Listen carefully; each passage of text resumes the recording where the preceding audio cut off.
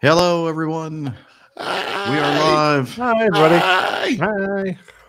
Hi. I'm still eating my supper here. I just finished lunch. Bone broth.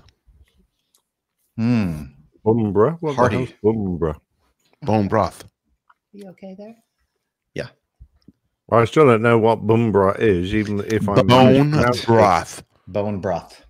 Made from Oh, chicken bones okay. or B-O-N-E. beef bones. a soup made of old bone. Yes. That must be because you didn't get paid this month, Dana. That's pretty much correct. That is not pretty much. It's part of his diet. His fasting diet. Yes, I haven't had anything to eat since Sunday.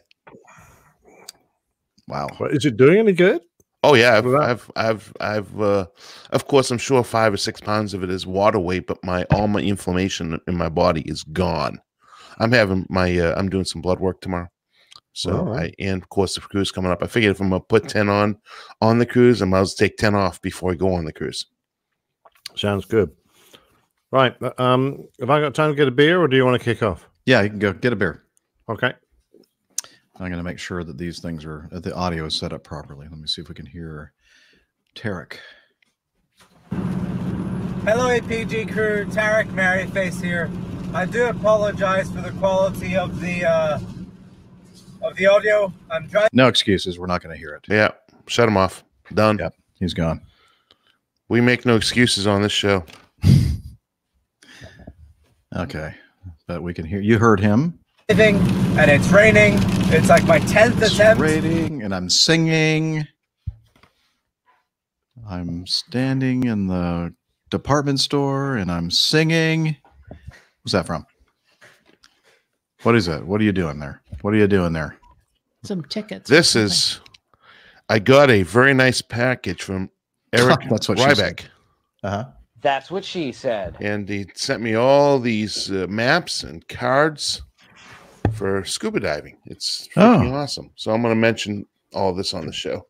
All right. Many. I mean, he sent me.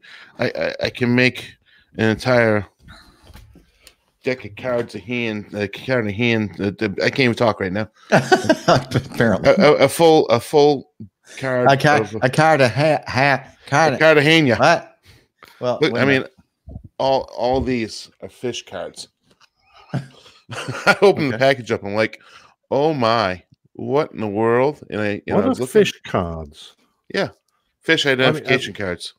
Oh, right. Well, in case a fish doesn't know what it is. Like that's in case it wants to drink. that's Yeah, a shark. you show the fish and then you say, "You're a shark." Yeah, You're a shark. That's what you look like right there. You're a shark.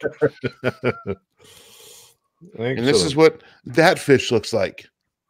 Although my lamp is right in the way, so I'm not getting good visual on that, am I? That's all right. We get the idea. Dana. You obviously have a wonderful economy with words.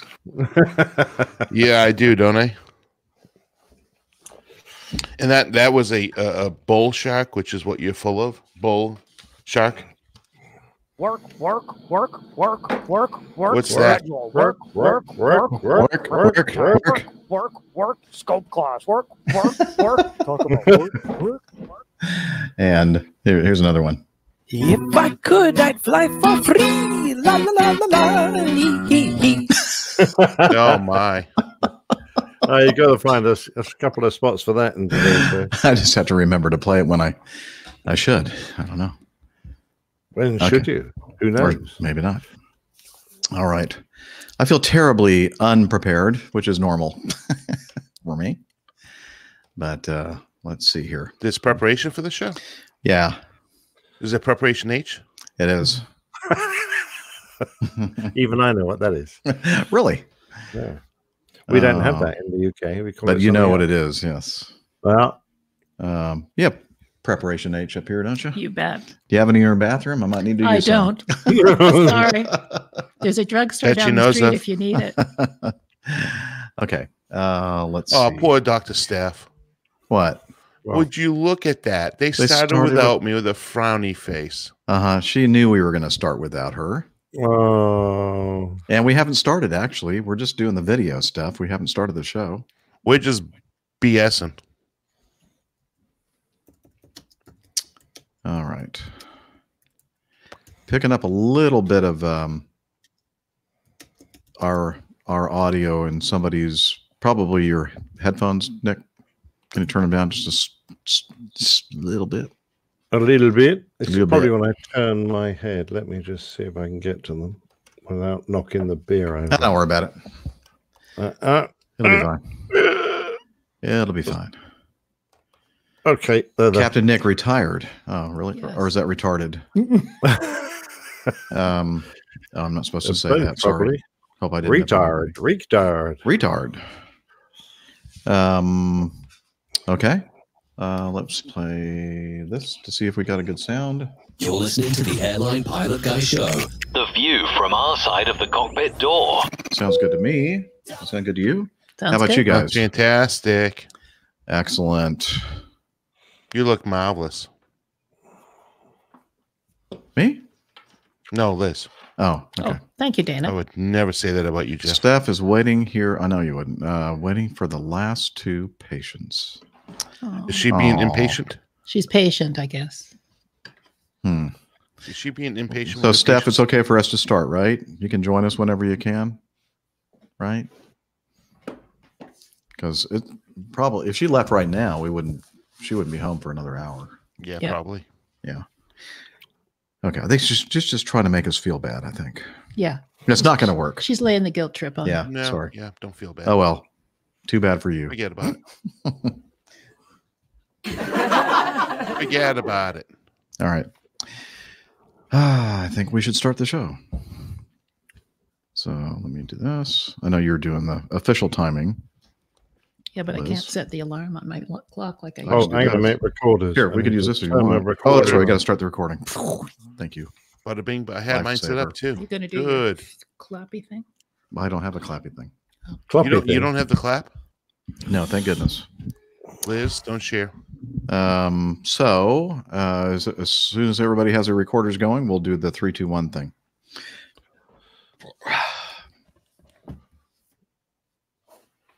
I be ready.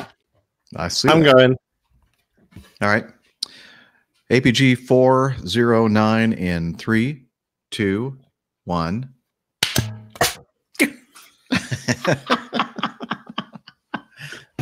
She understands why it's so funny. I laugh every week. We never hear you laughing though. That's okay. Gotcha. We get to hear all kinds of stuff. Is it okay if I use this for your sound effect? Sure. Very, very. Unless there's Yeah, something but else. she has to put a basket of fruit on her head. Oh, I've got some over there. Yeah, there's a bowl of fruit over there.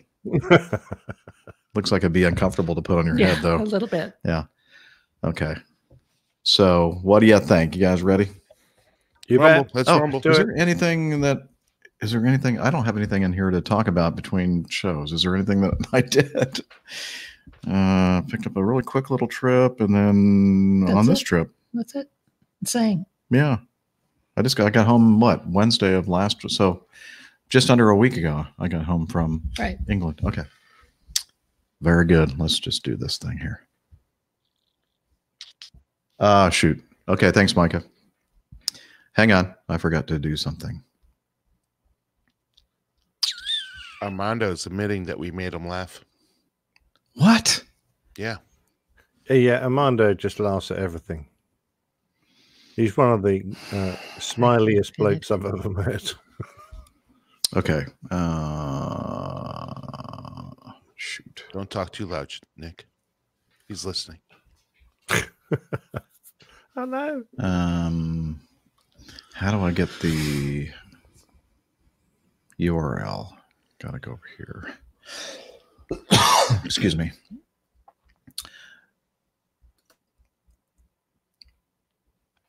Would you tell Micah here? Yes. I guess that's just a private message to me. Yeah. I didn't see anything from Micah. Okay, so I need to quickly update. I neglected to update the APG on YouTube on our website. So let me see if I can find the link.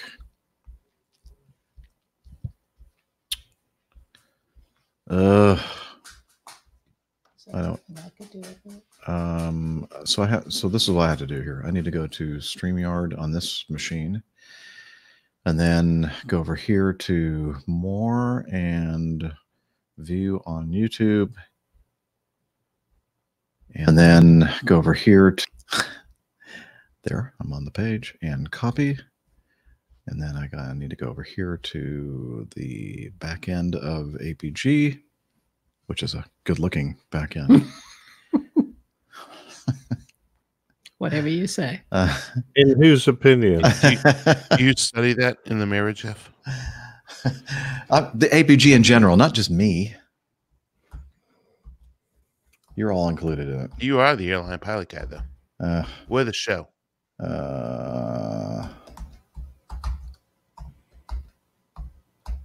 Holy mackerel! What a password. It's just it's one password. It's like a really long password, but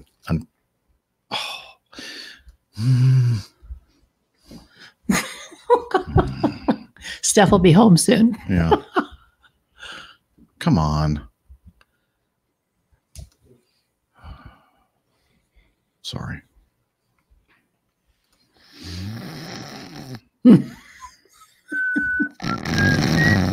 You know, okay.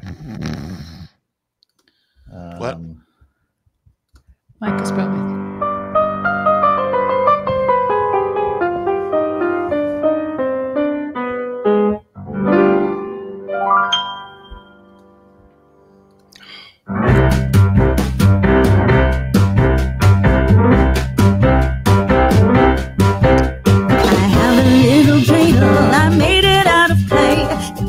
Dry and ready, then dreidel I shall play. Oh, dreidel, dreidel, dreidel. This is not very it out of clay. And when it's up to dry date. and ready, then dreidel Oh, look at I shall play. It has They're a confusing lovely everybody. body, Oh, this with must be an legs old so short and thin. When it is so tired, it drops and then I win. Oh, dreidel, dreidel, dreidel. I made it out of clay. And when it's dry and ready, then dreidel I shall play.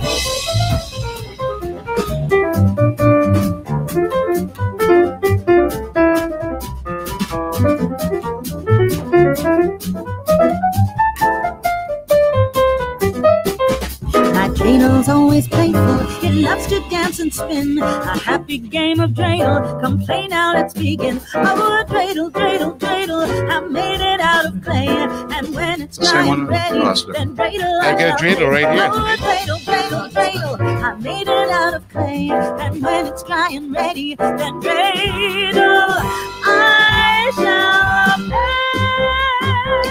Give up. Forget it. There's got to be another way to. Oh, I know I could do it. Go to I'm the playing dreidel, account. dreidel, dreidel. See? Very good. Sorry, everybody. That's right. They're used to it. This is really, really frustrating me. It's very Sorry. painful. Hello. Hello. Come in. I was playing Come my in. dreidel. Okay. I haven't looked at this dreidel in like 20 years. Think.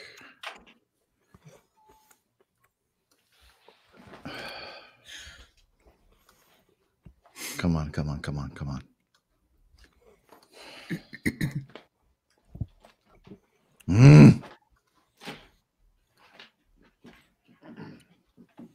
It's okay, Jeff. I don't leave for the cruise until Friday morning. That's good. Hopefully. We'll be done with the show by then.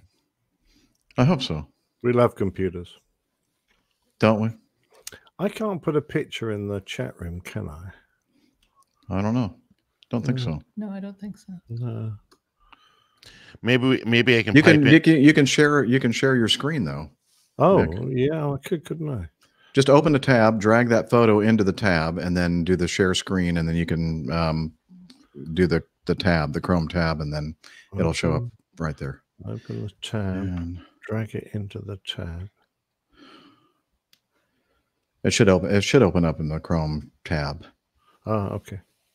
Let me try share screen. or you can just open it up in preview and share the screen, whatever. While you guys do that, I'm going to turn the heat on. It's a little cold up here. I got it. Okay. Okay. I just copied that. I just got to do it from here now. Does that work? I'm not looking at the screen. Oh. Let me look. No, I don't see anything. Oh, It says, do you see the little thing that says share your screen? yeah, I pressed it. Nothing's happening? Chrome has lost permission to capture your screen. Really?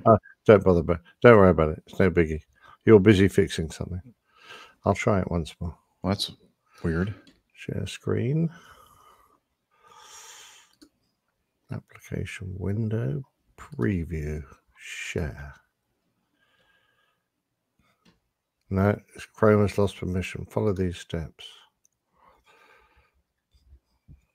It must be a privacy thing on my computer. Forget it. It's too hard. Okay.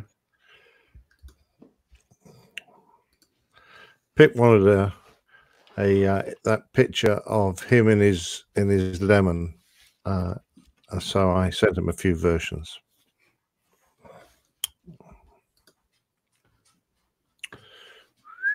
Come on.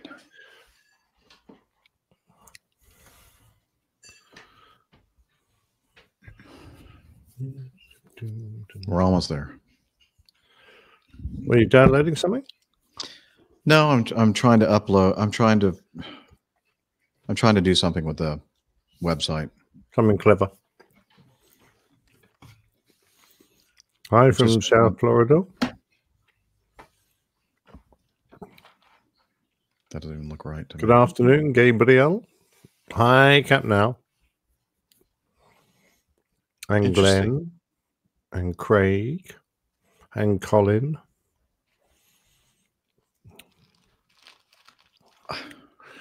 Colin Goon from Oz. I'm trying to think. Wasn't there a place with a name like Goon in Oz? I'm trying to think.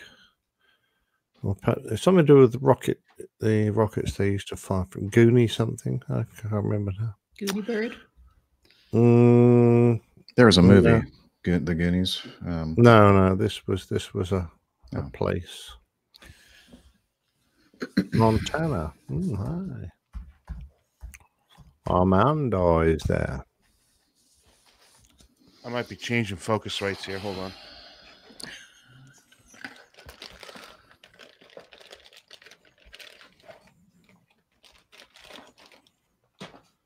Okay, I think I Acme Infinity. To infinity and beyond. Are you here with us, Micah? Apparently not.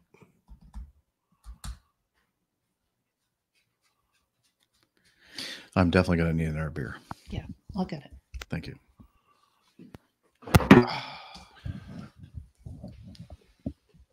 Get him that one with the deadly nightshade, Liz.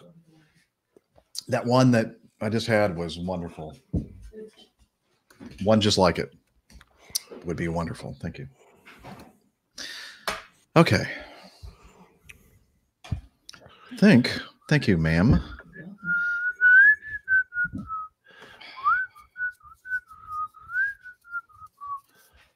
Okay. Gippsland.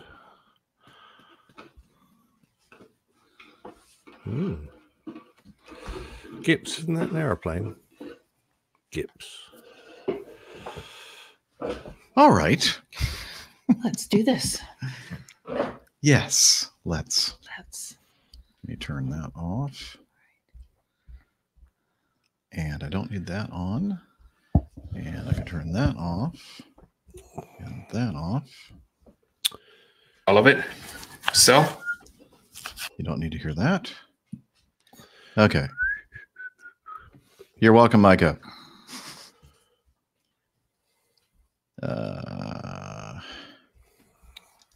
Let's put in desktop and screen. Nope, Dropbox and screen share with StreamYard. And put this right here because we're going to need audio feedback. And we're going to need, oh no, so this is like a little, it's like your little brother in the car That's Nick for you right there. I'm bored. Bouncing up and down in the seat. My sister used to do that, and it used to drive me absolutely nuts. Well, I'll better carry on then.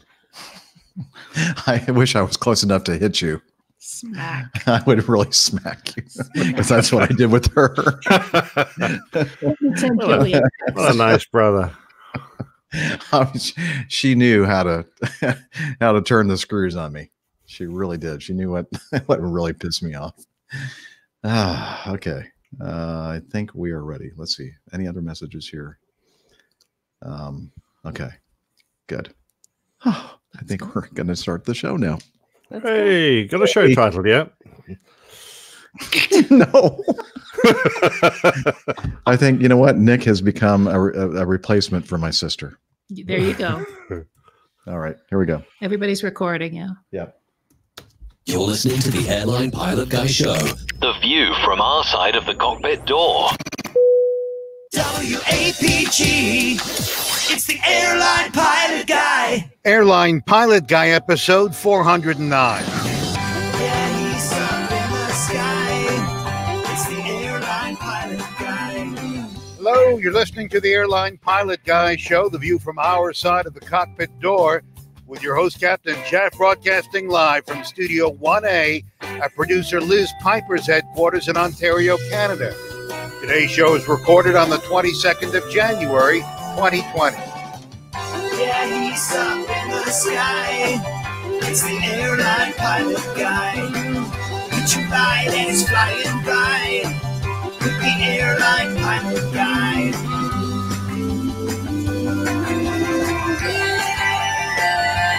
In today's episode, Delta Airlines jet dumps fuel on school children as it prepares for an emergency landing. The Boeing 737 MAX loses orders faster than it gains them. More news, your feedback, and another edition of Plane Tales. So get all settled in, tray tables and seat backs in the upright and locked position. Electronic devices powered on. I'm Radio Roger, and Flight 409 is ready for pushback. Hello and welcome to the Airline Pilot Guy Show. It's an aviation podcast where we talk about aviation news between episodes and we answer your great feedback. And thank you, Radio Roger, for that excellent introduction. We always appreciate it. And joining me today from his studio in the English countryside, professional photographer, former RAF, RAAF fighter pilot, former captain for an international airline based in London. It's Captain Nick. Well, hi there, Jeff. I'd lovely to see you in one of the world's most beautiful countries. You must be having a wonderful time frolicking in the snow. Yes, frolicking. That's what we were doing earlier. Frolicking in the snow. We have video of that. And joining us from the northwest Atlanta suburbs, barbecue master, motorcycle rider, pleasure boat skipper, underwater photographer, and captain for a major U.S. legacy carrier. It's Captain Dana. It's Captain Dana.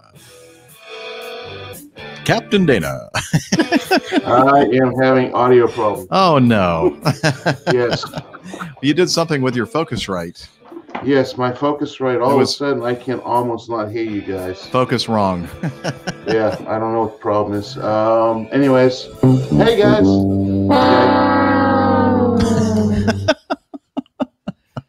Oh no. Coming through a different mic. I think you're coming through the laptop mic. Yeah, you need to probably go take yourself out and redo the settings. Hold on. We're holding. What to? What shall I hold on to? Can you hear me now? Yes. Yep. We're holding on. Yeah, my Focusrite all of a sudden is not working right. All I hear is a lot of static. Huh. Yeah. Right, hold on a second. He sounds better. Why don't you... I was going to suggest you unplug it, but I think that's what he just did. Sounded like he unplugged it. Yeah. All right. Hold on. Oh, that's what I always forget. Pause. Yeah. You know what I should do? I should probably put this somewhere where you can have access to it. Okay. You just touch it. Yeah, just touch it to start it and stop it. Okay. It's very handy. You should Great. get it for your phone. What is it? It's an application on the iPhone. But that's not important right now. I thought it was a little guy in there writing it. All that too. I think it's called Countdown. We'll figure it out. Yeah. Hey, Hannah. On. All right, maybe this will work. We'll see. Let's try it again. Your volume is really low. Turn up the gain on your Focusrite. Yeah. Is that better? Yeah. Is that better? Yeah. Yes. Yeah, but I can't. You can't hear us? It's very bad. What'd you do? You said you were doing something with the Focusrite before we started the recording. Yeah, I was switching to the other one that you got me, and I can't get it to work right now. Why don't you just use the first one? It's really static. Oh, I see. It's kind of like this. That's what it sounds like to me right now. All right, let me. I'll come back in. I'll be back in a minute. Let me reset everything. All right. Bye. Bye. And it was good, Al, and it was all going so I well. was just going to say it was going No, so it was well. not. Nothing has gone well yet. But that's our normal place. What should we talk about? What could we talk about? We could talk about maybe we still haven't figured out where we're going to do our big meetup this year. Oh yeah, good point. Yeah, that's but it's going to be someplace on the other side of the pond, either UK or Europe. Well, I guess it doesn't Do you have have to. any options that we're Options. Well, thinking about? a suggestion was made, and this might actually be a pretty good one. When Nick and I were over in London for the PTUK 300 celebration, someone had made the suggestion. I'm not sure who. I don't remember. Maybe Nick will remember. Brooklands, which is close in to London. Lots of options for places to stay. It's a great museum. Nev took me there. Mm-hmm. Concord. Yeah, they have Concord, and it's. I mean, well, that could work. Yeah. I think that'd be not a bad place at all. Mm-hmm. Okay, Dana, you're up. You're No. not up. We can hear you. Yeah. Here he goes. Yeah, again. it's bad. Oy. What's So the going on here? the newest Scarlet is messed up too. No, I'm going to try something.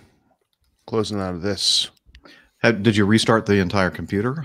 No, I just tried to close everything out. Now I'm gonna have to restart everything. Sorry. But it was right from the get go when I was talking to Nick before you guys even showed up. Oh, it's already kind of exhibiting issues. Yeah, some behavioral issues. I would. You might just have to do a complete restart on the computer. All right, I'll be right back. USB sometimes will do that. I'll be right back. All right. USB is wonderful. Sarcasm. But when it's working, it works great.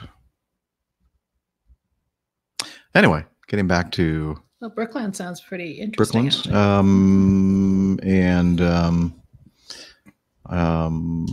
we were talking also about Malta has an air show in September, but Nick kind of shot that Yeah, down. Nick wasn't. So, well, Carlos will be there. Yeah, for sure. Yeah. Yeah. So And a lot of the PTUK guys. Oh, that's the reason why you shot it down? I get it now. Only joking, Carlos. He knows we're joking. But that may be kind of difficult for people to get to. Riyadh is a wonderful air show, but the problem is there's really nothing nearby as far as accommodations, and we'd have to camp. And I don't know. We've done Riyadh. Yeah, you and I have. Yeah. And a lot of other people were there. Yeah. But it wasn't really a formal meetup per se. Farnborough is out. Yeah, they've sort of spoiled that. How dare they? I know. We did think about the Oktoberfest, but a lot of people say it's terribly busy, hard to get hotels, blah, blah. Yeah, that would be like competing with everybody else over there trying to go to the Oktoberfest festivities. May not be a good thing. Have a good flight, John. John just is jumping on a flight. Hey, John. Sounds like he's a Harrier pilot. Yeah, jump jet. He flies the jump jet. Good to see you, John. I actually didn't see him, though. No. In your mind. What's the beer tonight, Jeff? Oh, it is a wonderful beer that Liz purchased for me called Space Invader IPA. Oh, sounds made nice. here in Toronto. Made in Toronto. It's brewed by the Amsterdam Brewing Company. And it says, prepare yourself for an invasion of cosmic flavor. The sky's the limit, only for those who aren't afraid to look up. Defend yourself. It was like the old Space Invader game. Definitely. And, it had, where's the thing that talks about the hops and stuff it has? Oh, that was on the website. Okay. Sorry. It has, he's back. You know, it would be one thing if just before I joined the show earlier, I hadn't done a complete restart. What? You're very quiet. Can you hear me? Yeah, turn the gain knob It's up. all. Is that better? Yes. Yes. Yeah, whatever All you right. just did, it's now normal. All right. Well, it was. The game was almost all the way up. Now it's all the way up. Okay. Now, how does it sound to you? Finally, it sounds good. But it'd be one thing if I didn't do a complete reset just before. You did? Yeah, I had shut the computer all the way down and with a hard reboot. Wow, that's odd. It is weird. But anyways, here we go. Sorry about that. Not a problem. Here we are. Not a problem. All right, let me get the recorder going back again here. Okay. Oh, why is it doing that? Because it quit. No, I'm my phone. Yeah. Do you want to restart recorders, Jeff? Because yeah, we could do that. We're going to start all over. Otherwise, my file's going to be enormous. That's what she said. That's what she said. Are you ready? Hang on. We're starting over? Yeah. Yeah. Okay. My fault. No, things happen. Just so happened to be your tech this time. So it's weird. It's never happened. Yeah. Okay. Okay. So let me stop and start. Now. Everybody's recording. Yes. APG 409 in 3, 2, 1. I'm positive that Nick waits like 3 seconds after everybody else and then he claps. See, his reaction was a lot faster. I knew he was doing that on purpose. Oh my. Yeah. Okay. Doesn't matter. I don't use that thing anyway. Okay.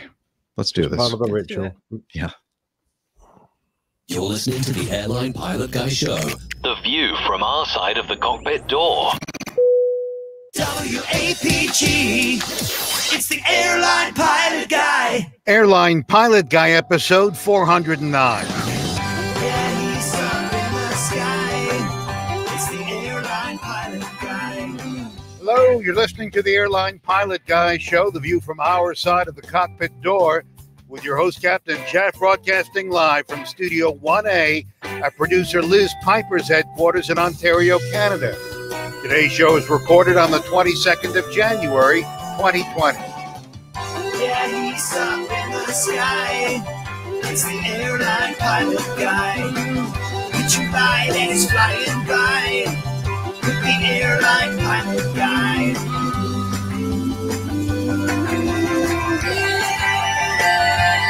In today's episode, Delta Airlines jet dumps fuel on school children as it prepares for an emergency landing.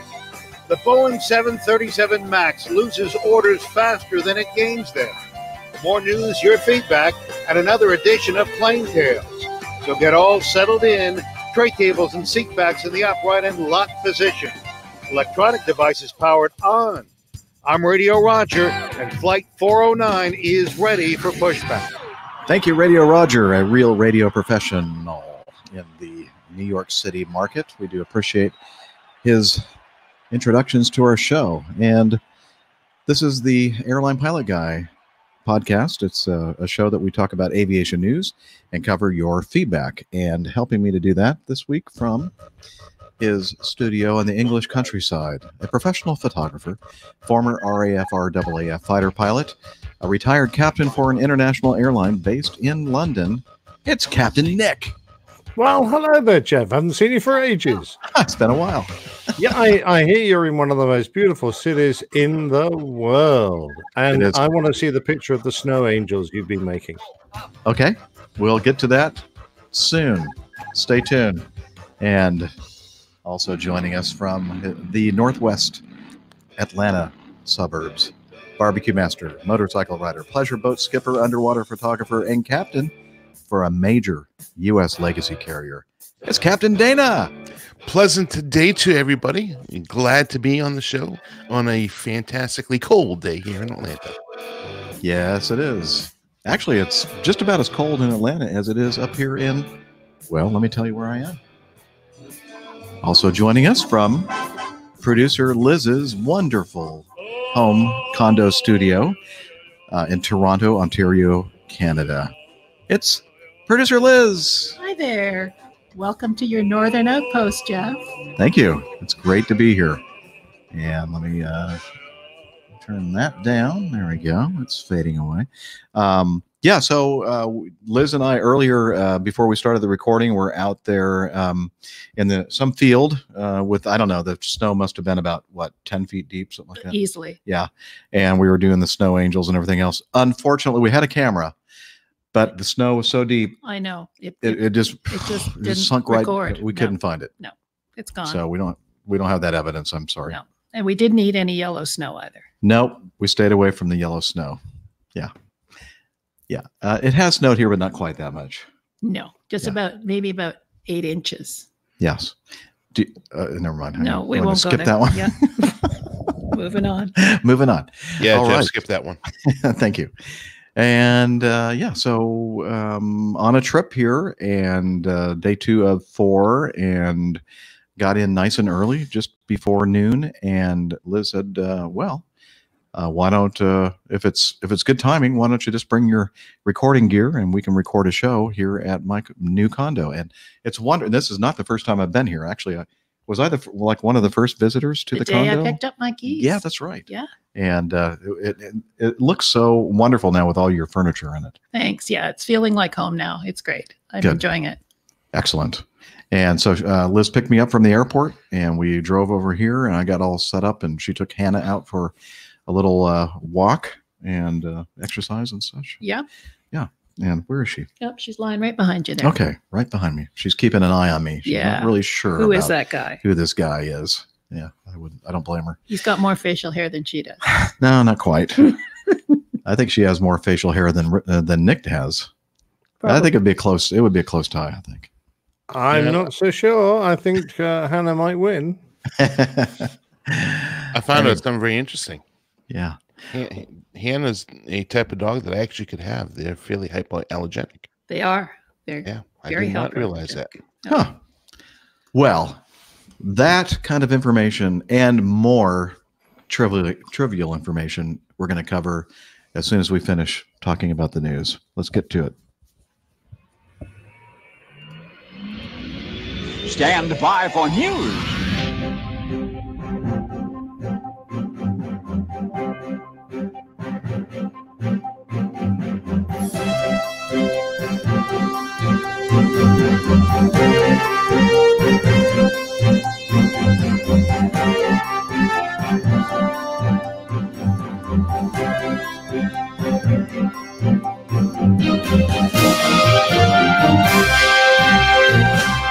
The first item in our news folder from producer Liz, because she's the one that sets all this up for us. Thank you.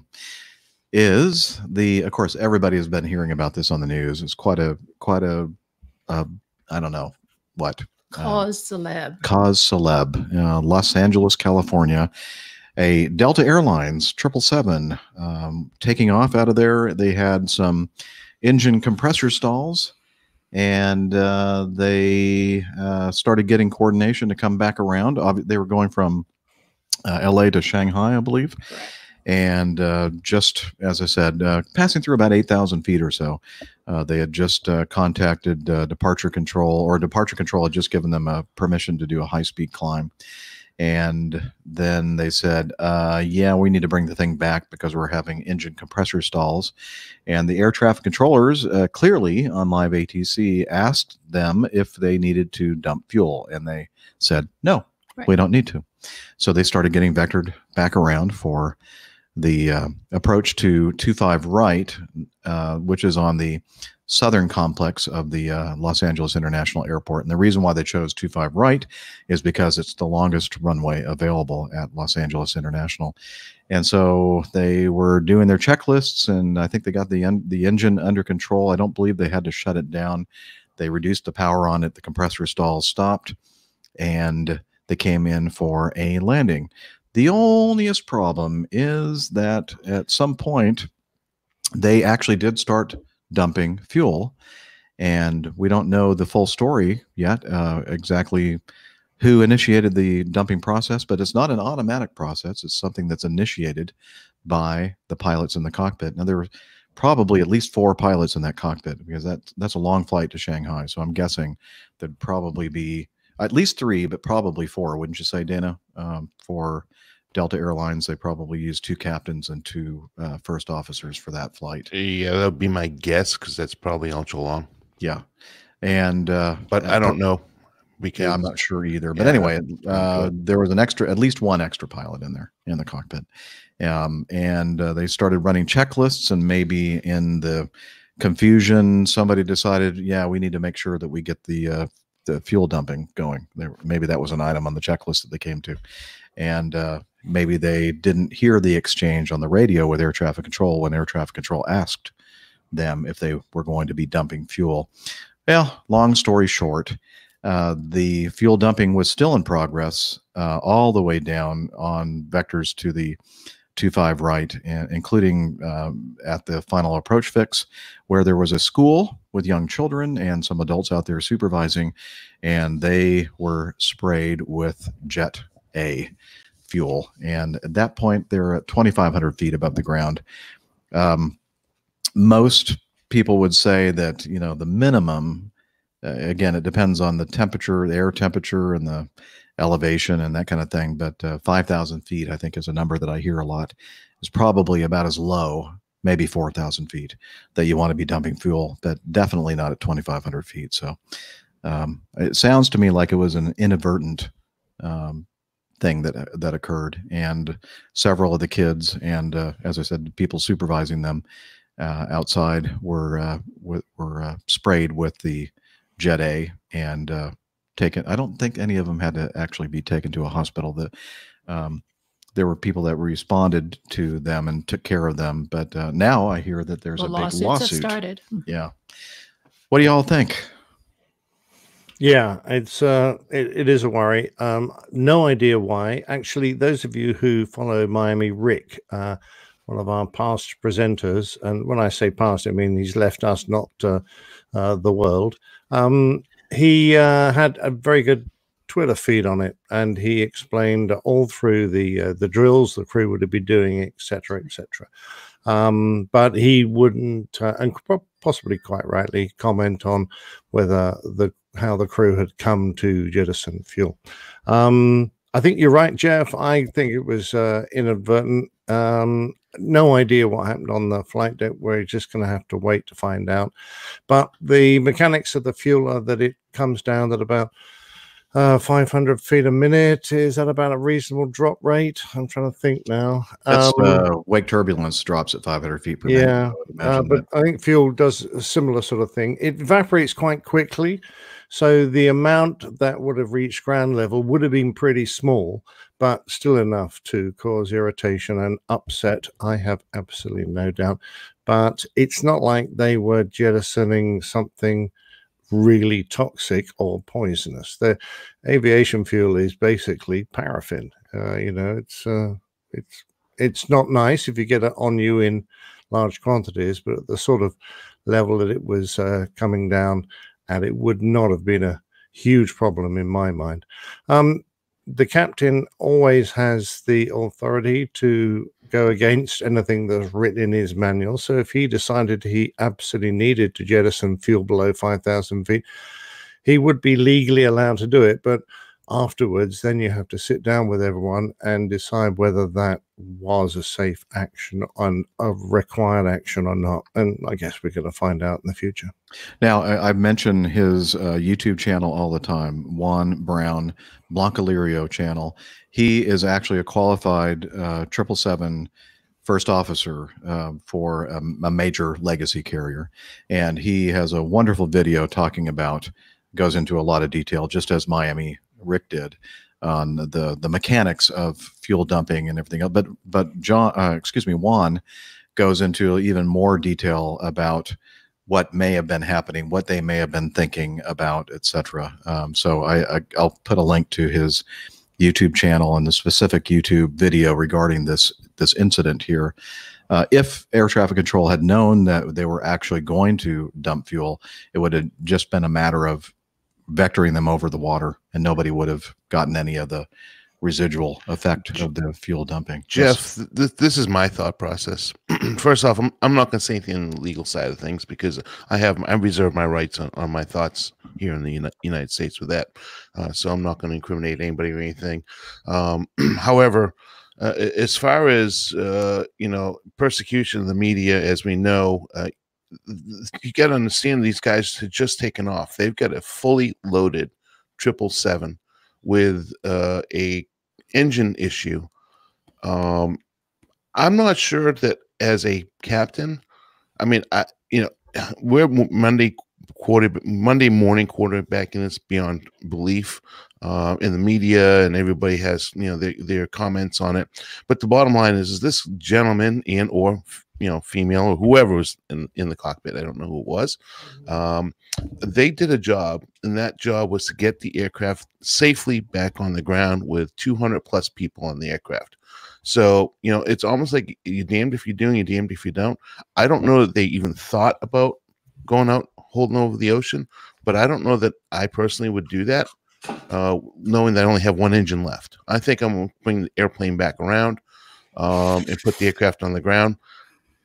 Procedurally, they're probably very busy, and they probably going through the checklist. And as a similar airline that we fly for, as we're taught, we got one guy flying the airplane, that's all he's focusing on, and the other person's running the QRH. Well, when you're that time compressed, how long was he airborne? 15 minutes.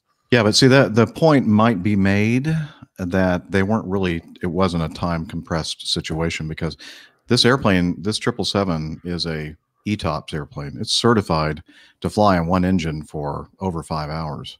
It's like one of the highest ETOPS ratings out there. So I'm not sure that you could really argue that it was a time sensitive situation.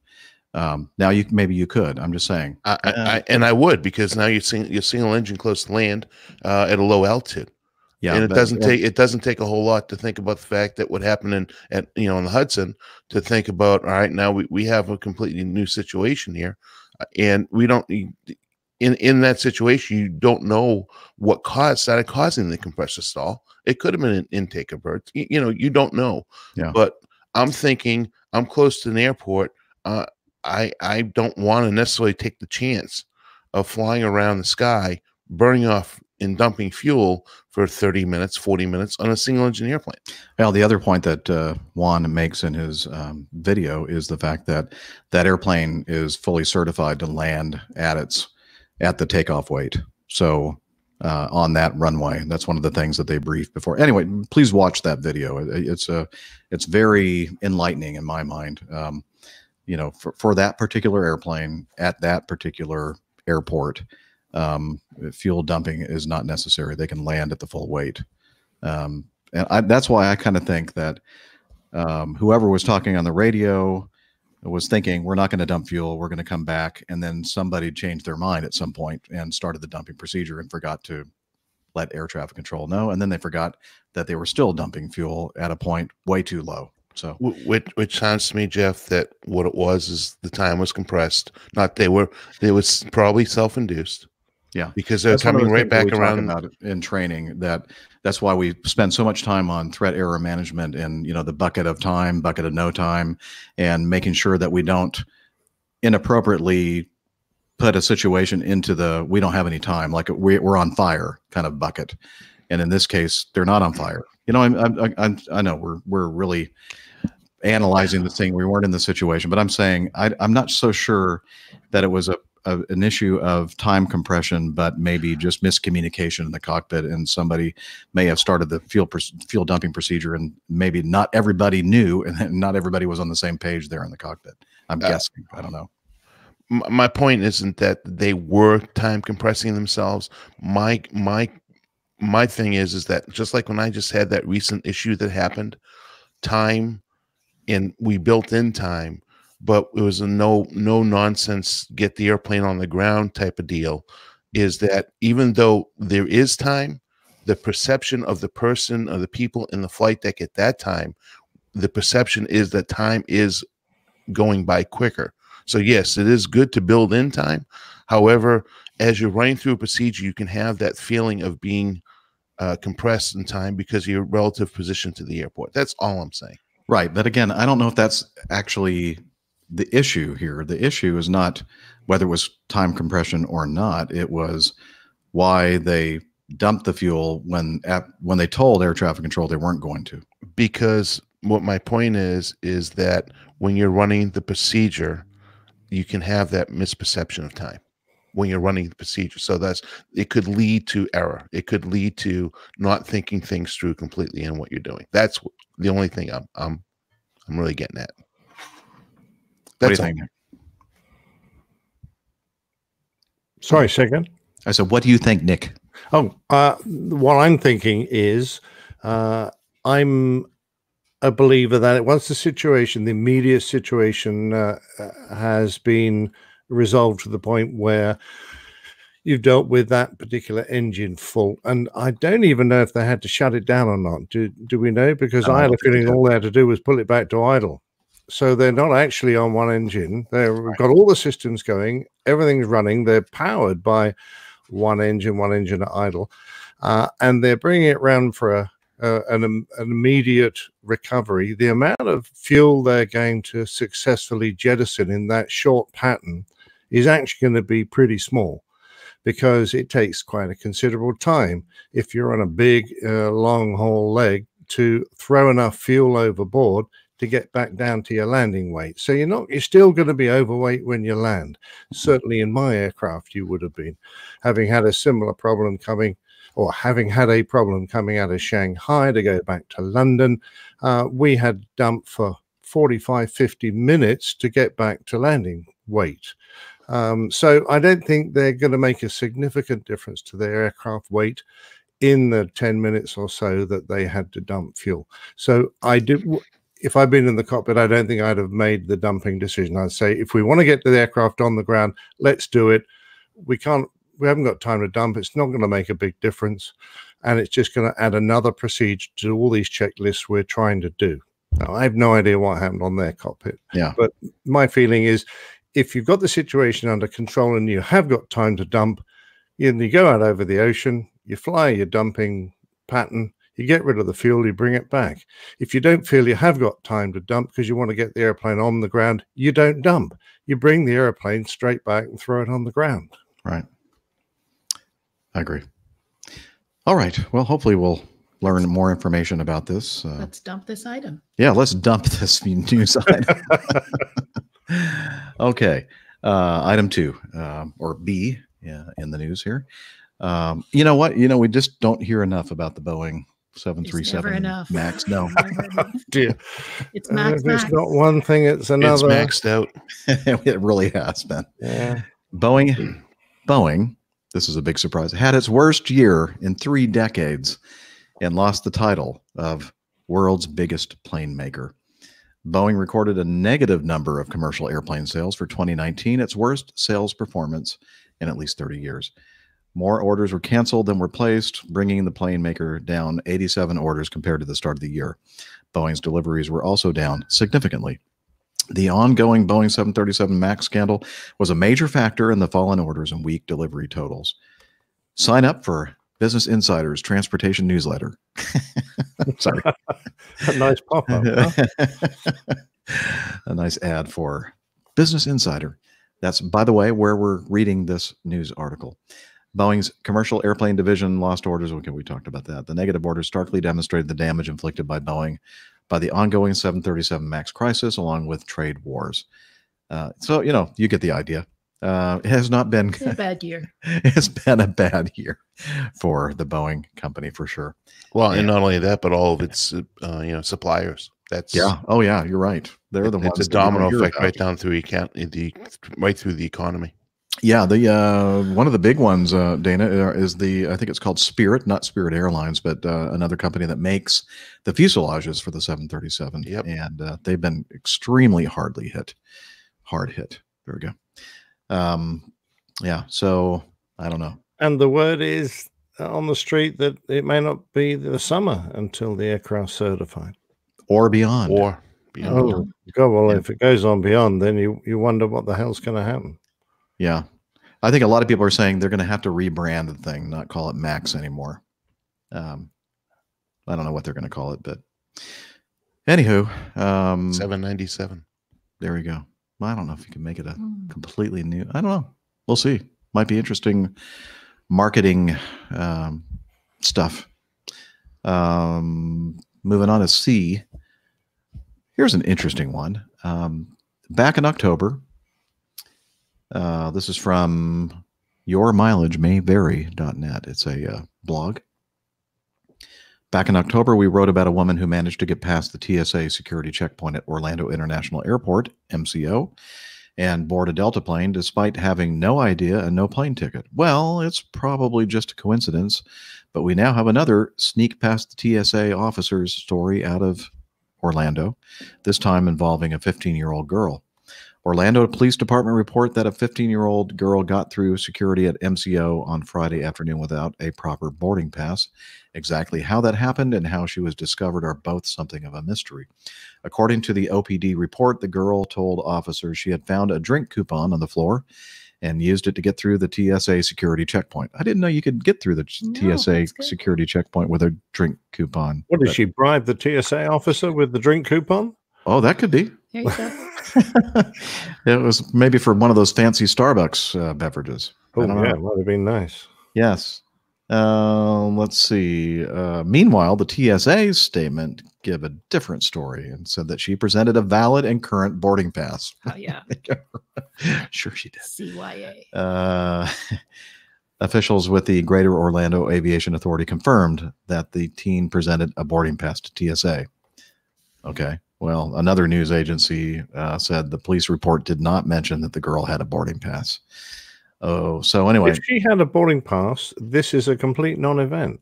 Yes. Because she's going to go and get on an airplane. Right. So where's the story? Yeah, well, she didn't. So surveillance video shows a teen going through the TSA pre-check lane about 1:30 that day. A pre-check. She went through the pre-check lane. That's very nice. Anyway, she ended up showing up at the Southwest Airlines gate, gave a Southwest employee a drink coupon with someone else's name on it. While searching for the name on the coupon in Southwest's records, it was discovered that the person it belonged to had already boarded a flight earlier that day. This prompted the employee to contact authorities. OPD, Orlando Police Department, discovered that the 15-year-old who said she just wanted to fly on an airplane had taken several buses to get to the airport and had been missing from her home since the previous day. Since she was found safe and in good condition, she was later reunited with her family. Well, nice end of the story. But let's remind ourselves that we have done stories in the past where airline pilots have been employed for many years without a valid license. That's true. That's a lot worse. This is actually quite small in comparison.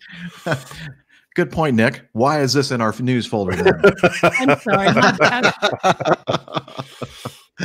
Just kidding. It's always fun to cover stories like that. Item D. A classical conductor trades baton for pilot uniform. Actually, he doesn't trade. If you read the article, He doesn't trade it. He's actually going to do both. He's added. Yeah, adding. Very good. I hope he conducts a good flight. Me too. Bada bing. Bam, bam. Brilliant! All right. His name, Daniel Harding. He's a guest conductor at the New York Philharmonic. I've never heard of that. No, some little band. Little whatever. Little jazz band somewhere? Fly by night. Yeah, there you go. And music director of the Swedish Radio Symphony Orchestra, is temporarily leaving his lofty perch in the world of classical music to pursue another dream job, airline pilot. The 44-year-old led 3 Philharmonic concerts last week in New York. He will conduct his final concert of the season in Stockholm in June in honor of Beethoven's 250th birthday. Then he will leave the podium for the cockpit of an Airbus A320 for Air France. The Brit will focus the next year solely on flying as a first officer or co-pilot on medium-haul flights out of Paris. Long hauls would eventually follow. His plan is to take a year-long sabbatical and then resume concerts and gradually achieve a 50-50 split between the two careers. His quote here, conductors, or I'm not sure who's being quoted here. Yeah, it's him. Oh, it's him. Okay. Conductors tend to retire at 95 and pilots at 65, he said after a concert at Lincoln Center's David Geffen Hall last week. I've got another 20 years I can fly, and that would give me the chance to have a full career and experience different aircraft and at some point become a captain. Conducting is something you keep doing until you're no longer physically able. Mr. Harding, who made his debut as a professional conductor at 17, wow. And was, until last year, the music director of the Orchestre de Paris, had wanted to fly since he was a child. While traveling as a conductor, he would call up flying schools and for a price be taken up in a plane and shown how it works. But not until he was about to turn 40 and seeking a new challenge did he decide to get his pilot's license. The tangible side of flying appealed to him. With music, you have to be comfortable with the fact that there very often aren't answers to your big questions. You've got to say, okay, I'll try my best to understand, but in the end, I have to go with the feeling. There's a part of me that has a problem with that. I'm much more comfortable with it now that I have another thing where I can put my more rational side. After he obtained a private pilot's license, the next stage was instrument flying, then pursuit of a multi-engine rating, followed by theory exams for the airline transport pilot license. Along the way, he gained his commercial license, a multi-crew certificate, and ultimately an A320 type rating certification, which he achieved in August 2018 through an Air France program before then undergoing its rigorous selection process.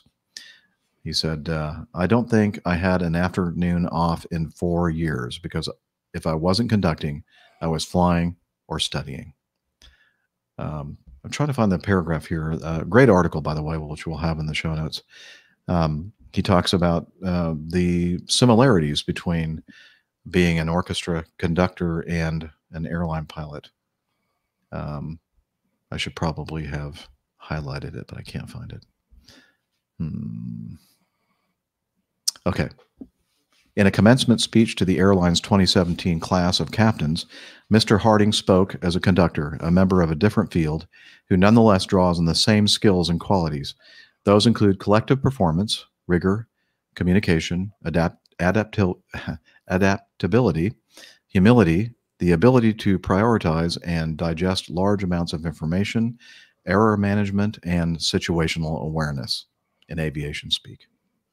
And anyway, he said he urged the captains to share their love for the job. Anyway. He's joined a fairly long queue, isn't he, of musicians who've become airline pilots. I mean, there's a guy in Iron Maiden who is a qualified airline pilot, yeah? Mm-hmm. One of my training captains, he used to be a saxophonist and played with Manfred Mann. And we have a captain, a lovely bloke called Ian, who is closely related to Palmer of Emerson, Lake and Palmer, who is a professional drummer and continues his work whilst also maintaining an aviation career. And there's just the ones I know of. Yeah. A lot of the pilots that I fly with, when you get to know them and understand their backgrounds, you'll find that many of them are musicians as well.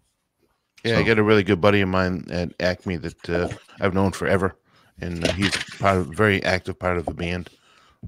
And Cool. Loves it. Absolutely loves it. So That you'd was rather sent be in doing by that. Sean than McHale. actually- The one thing you have to watch out though are pilots who used to be trumpet players. They're they're a the- nightmare. Just really watch out for They're the those. ones that aren't really good pilots. Gotta be very careful of those guys.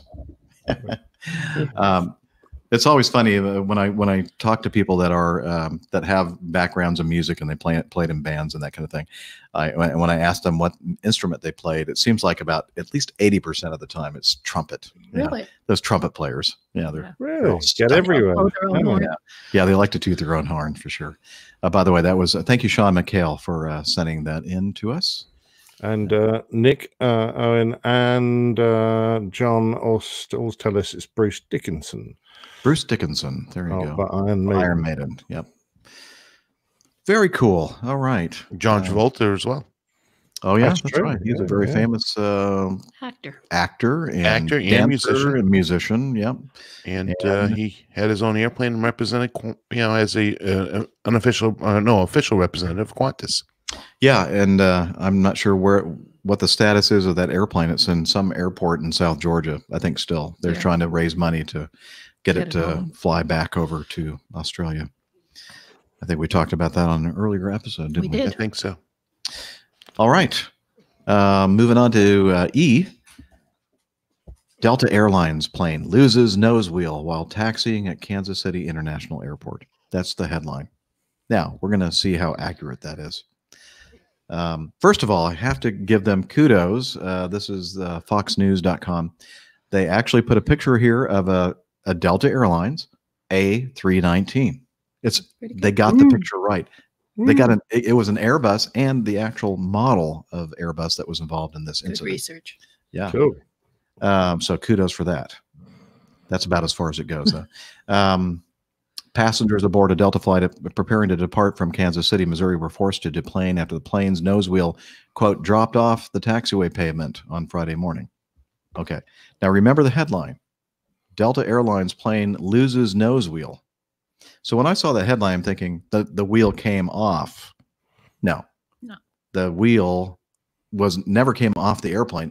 The nose wheel went off of the prepared surface. It lost The contact taxiway. with the taxi. Yes.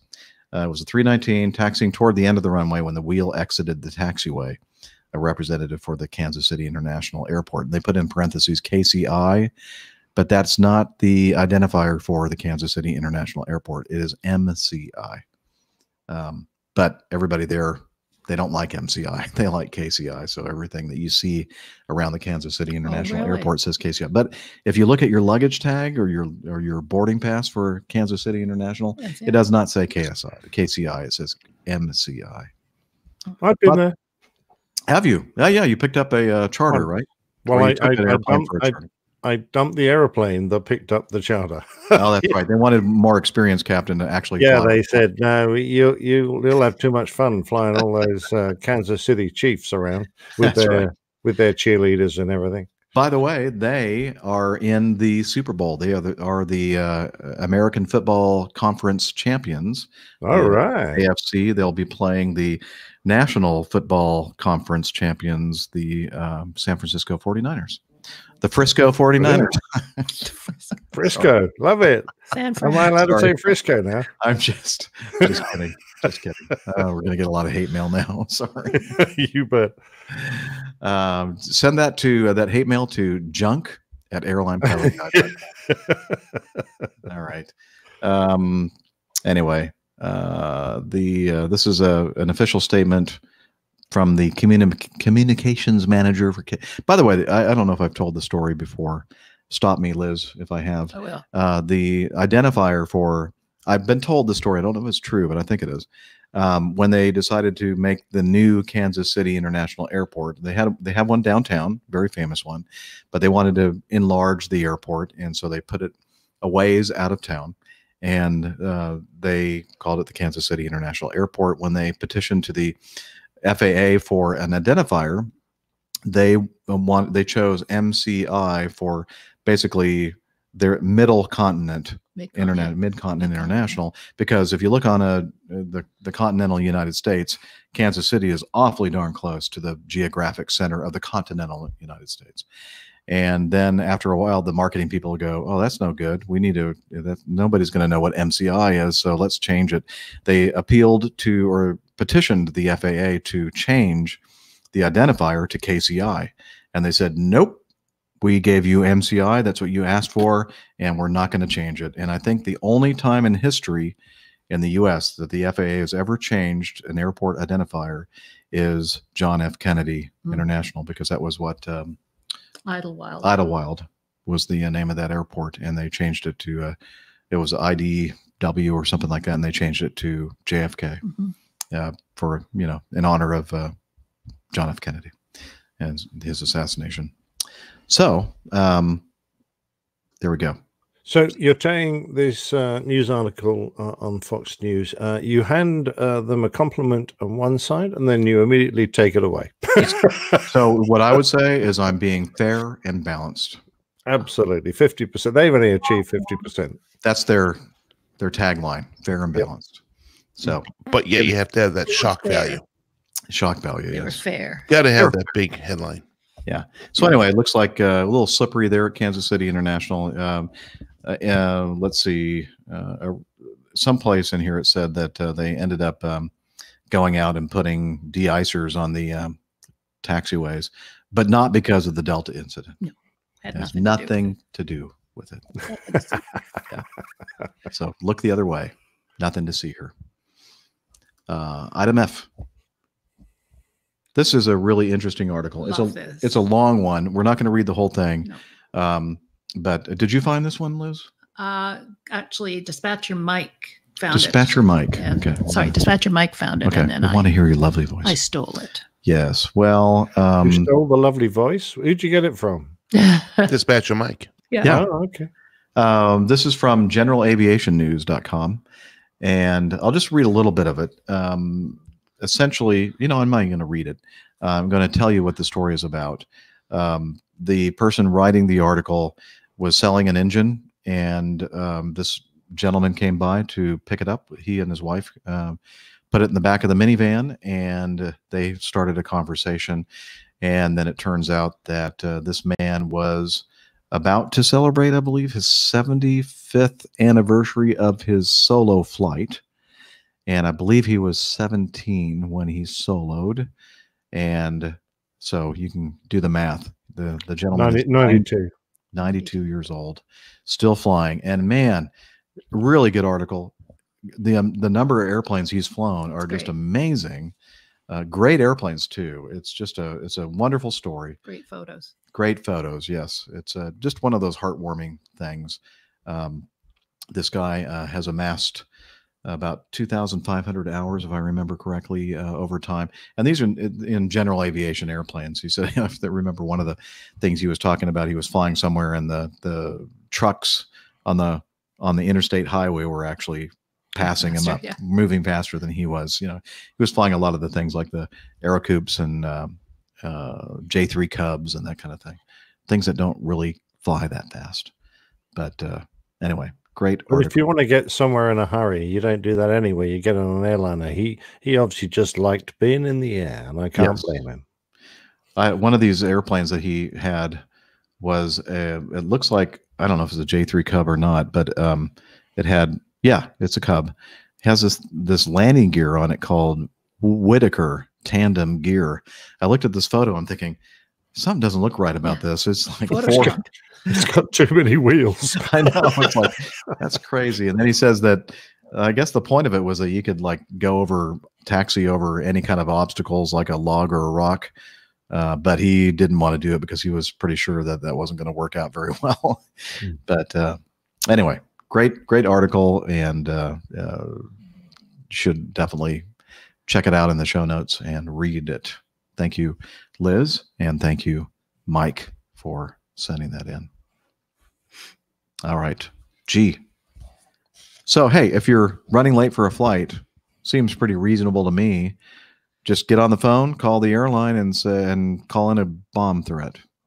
Why not? Why not? That will certainly delay the flight, right? Well, it probably will, but it might get you into a little bit of trouble. An airline passenger has been jailed for causing a bomb scare on his own flight because he was running late and he feared he would miss the flight. Rashidul Islam, 32, called police 45 minutes before his EasyJet flight to Marrakesh from Gatwick was due to take off after his train was canceled and his taxi became stuck in traffic on May 4th of last year.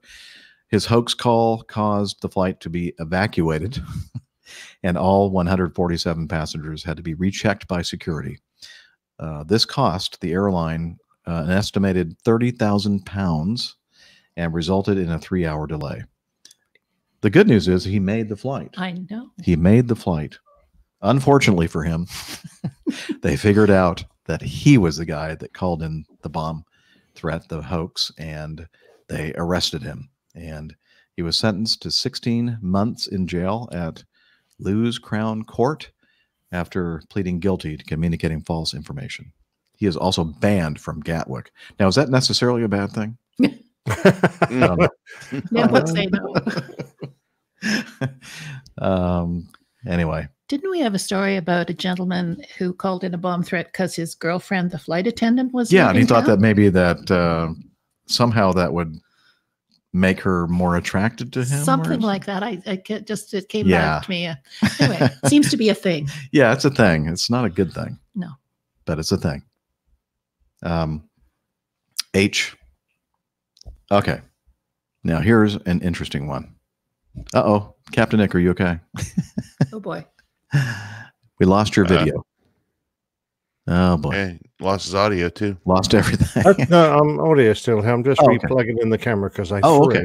I might be back. Gotcha. Okay. Well, we'll pretend that nothing is happening in the video. Oh, he's back. All right.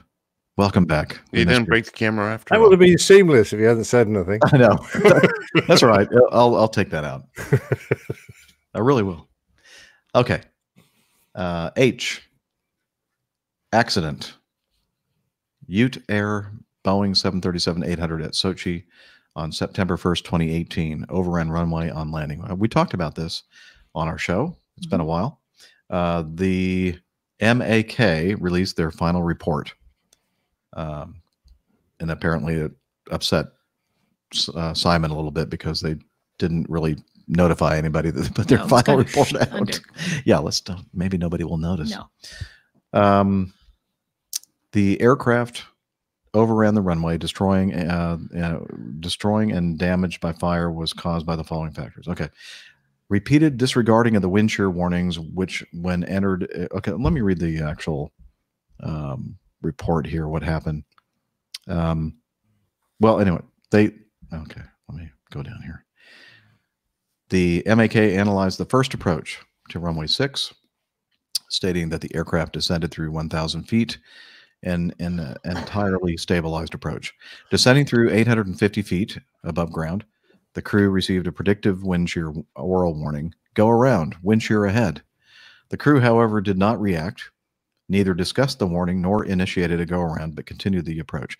By the way, predictive wind shear is using the radar to scan pretty much directly ahead, maybe a little bit to the left and right. And what it's looking for is radar returns, especially like really ugly radar returns like thunderstorms. And obviously the radar picked up, the predictive wind shear system picked up a really nasty cell that they were heading toward. And so they got the, go around, wind shear ahead. Now, most everybody would go, we should probably go around because it's telling us, go around, wind shear ahead. Yeah. They continued. They did not react, neither discussed the warning, nor initiated a go around, but continued the approach. Descending through the decision height of 627 feet, neither pilot flying nor pilot monitoring, that was the first officer flying, announced a decision to continue or go around. The aircraft continued the approach.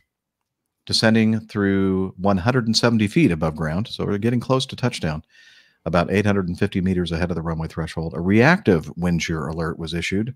Wind shear, wind shear, wind shear. So, of course, they must have. So that means it's actually happened. Oh, yeah, you're in a wind shear. situation. Got And it. so you obviously perform your wind shear escape maneuver. This crew did not. Again, the crew continued the approach. About 110 feet above ground, the first officer asked, "See the runway?" At which point, and he's the guy flying. "See the runway?" At that point, the captain took control of the aircraft and initiated a go around. Due to the runway visibility being obscured by a heavy rain shower, the flight data recorder showed the aircraft descended to 50 feet above the ground, about 40 meters ahead of the runway threshold, before climbing again. Okay, so just to give you an idea, I mean, yeah. Doesn't sound good, does it? Yeah. Okay. The aircraft climbed above transition level to flight level 100. So they decided to try it again. While descending through 4,500 feet on the second approach, Tower advised that a preceding aircraft had gone around. That crew, however, did not provide any reason for the go around, but we can kind of guess it had something to do with wind shear.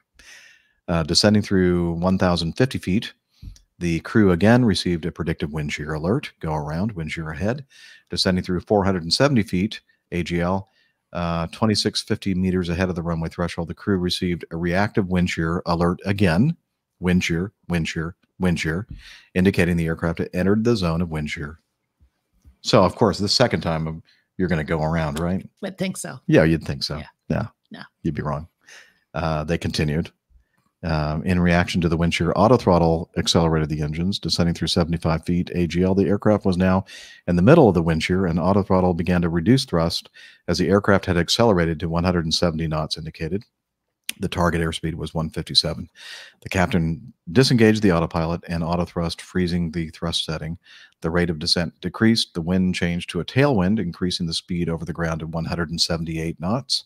While the aircraft crossed the runway threshold at 54 feet, the aircraft continued to float for 14 seconds and touchdown 160 knots indicated and 170 knots ground speed, about 4,000 some odd feet past the runway threshold. Ground spoilers were automatically extended. Auto brakes set to max engage. The first officer announced speed brake up, reversers maximum. However, the reversers had not yet been selected and were selected only 20 seconds later. The captain issued an expletive and demanded reversers. They were 8,820 feet down the runway when the reversers were selected. The engines had already spooled down to ground idle. The engines began to accelerate but reached maximum reverse thrust only after the aircraft had already overrun the end of the runway. So anyway, it was not a good situation. They damaged the airplane. I'm not sure if there was any passenger injuries here. I'd have to look at a different point here. But one of the interesting things about the report, and that I highlighted here, and I'm scratching my head about, I'm not sure I understand this. One of the, well, they talk about, use of the automatic flight mode, autopilot, auto throttle in the flight under the wind shear conditions resulted in the aircraft being unstable. And I think that was against their operator manual requirements. Lack of prevention measures taken by the operator when previous cases of poor crew response to wind shear warning were found. But this one is the one that gets me. The crew members' high psycho-emotional state caused by inconsistency between the actual landing conditions and the received training, as well as the psychological limit, which was determined by the individual psychological constitution of each member. That's why I'm like, huh? What does that mean? Almost sounds like they need to be in a mental institution. What? I don't get this. So because they didn't ever see this exact situation in training, that it was upsetting to them, and they just froze and didn't know what to. I mean, it almost looks like to me that they just disregarded all the warnings of, well, this can possibly be happening to us, so let's just keep on going. Maybe it's going to work out. It's clear and sunny. Yes. Yeah. Not good. Not good. What do you think, Nick? How did they get through their simulator training? How did they get through their annual simulator checks if they were behaving like this in the real airplane? I don't understand. I don't know what they were doing in the real airplane. if they can't handle something as black and white as this kind of situation. I mean, you hear wind shear ahead, go around. Yeah. Or go around wind shear ahead. Before you get to the reactive wind shear, you're already initiating a go around. Absolutely right. I've no idea what they were thinking and why the hell they ignored two full wind shear warnings without. I mean, eventually they initiated a go around on the first one, ignored it on the second one. Now, if they perhaps had got it for a fuel state so low that they couldn't go around on the second one, well, you might vaguely understand that. But even so, when you know you've got that huge amount of ground speed and you touch down, not to get the reverses in as soon as possible, it just sounds like there was utter chaos. Captain still landed with his altimeter set on standard pressure settings. He hadn't even changed his altimeter setting after the previous go. I'm going, really? Were they carrying out any checklists? Well, I have to tell you that I think the psycho-emotional state caused by the inconsistency, I don't know. Of the psychological limit. They were drunk. Oh, they were drunk. Lots of vodka. I don't know. Oh, well. That's what the Canadians think anyway. Just a thought. No, that would be, no, I'm not going to say it. Just not going there. I love the way that Dana does that. Just about says it. I know. Everybody can figure out what he's going to say, but he doesn't say it. So I'm not going to say it. I plead the fifth. But the bottom line is this is poor decision making.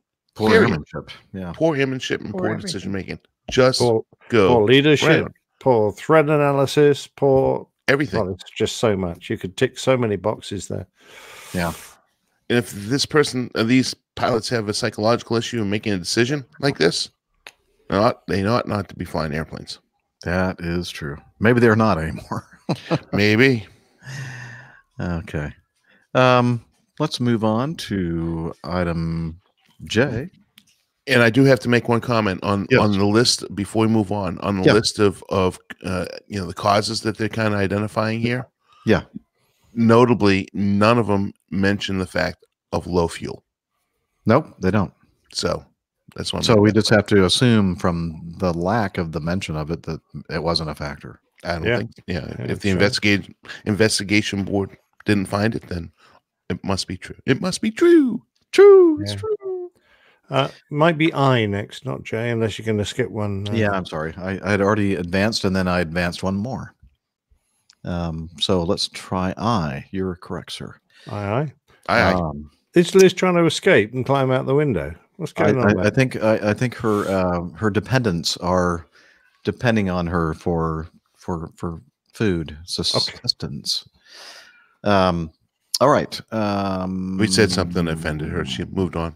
Well, I think that was it. I think what you were going to say, Dana, upset her so much that she had to leave.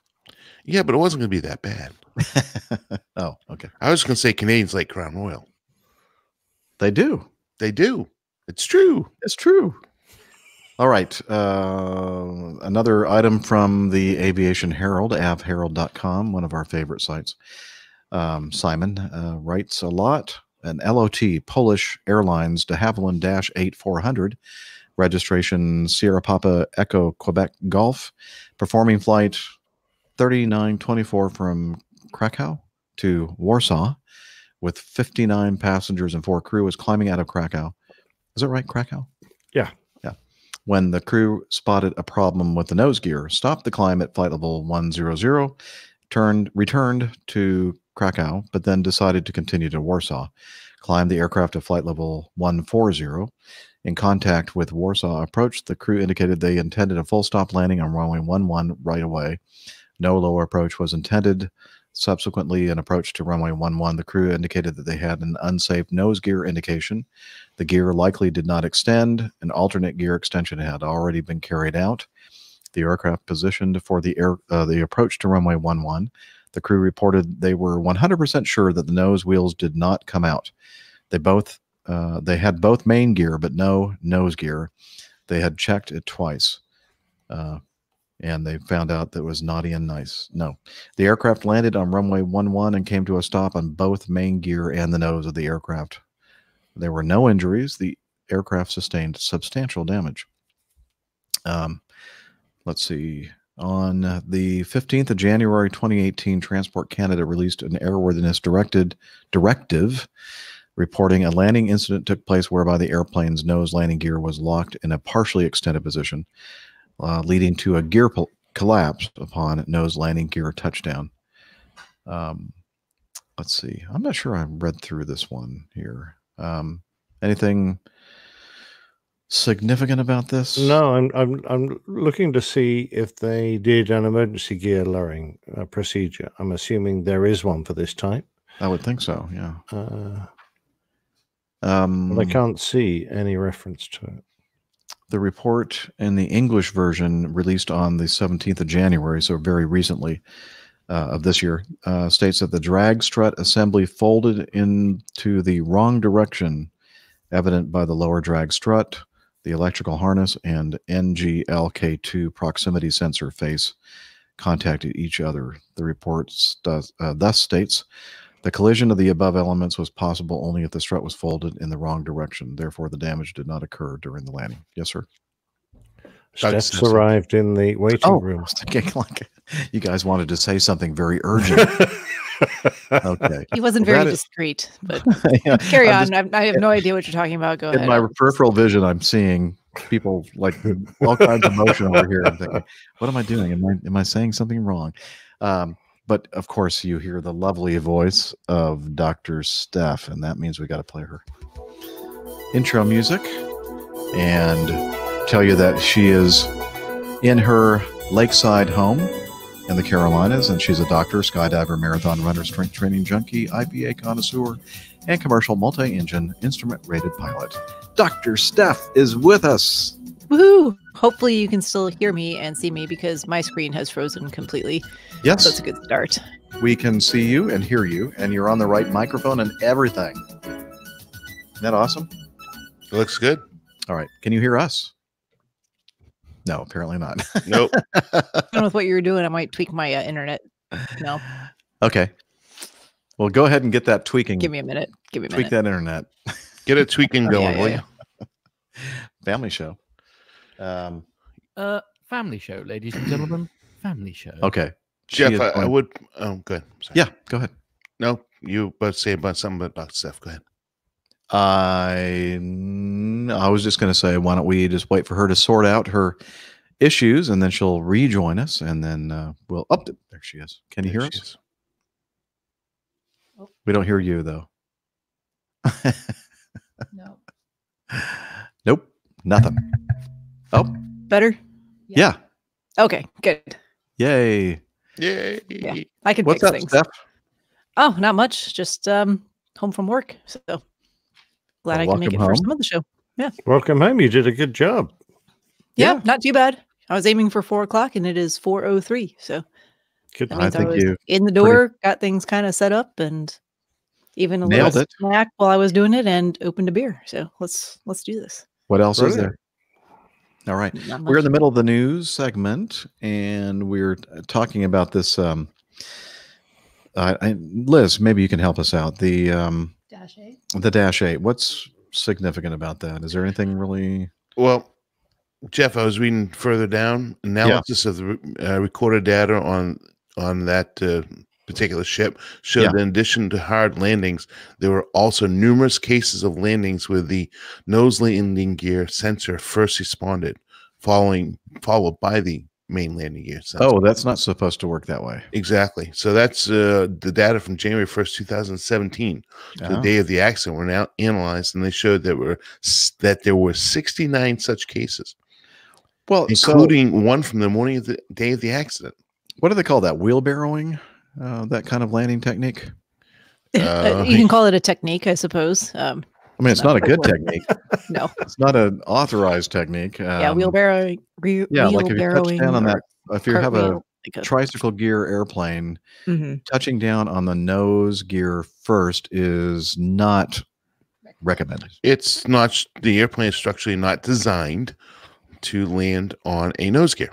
Yeah.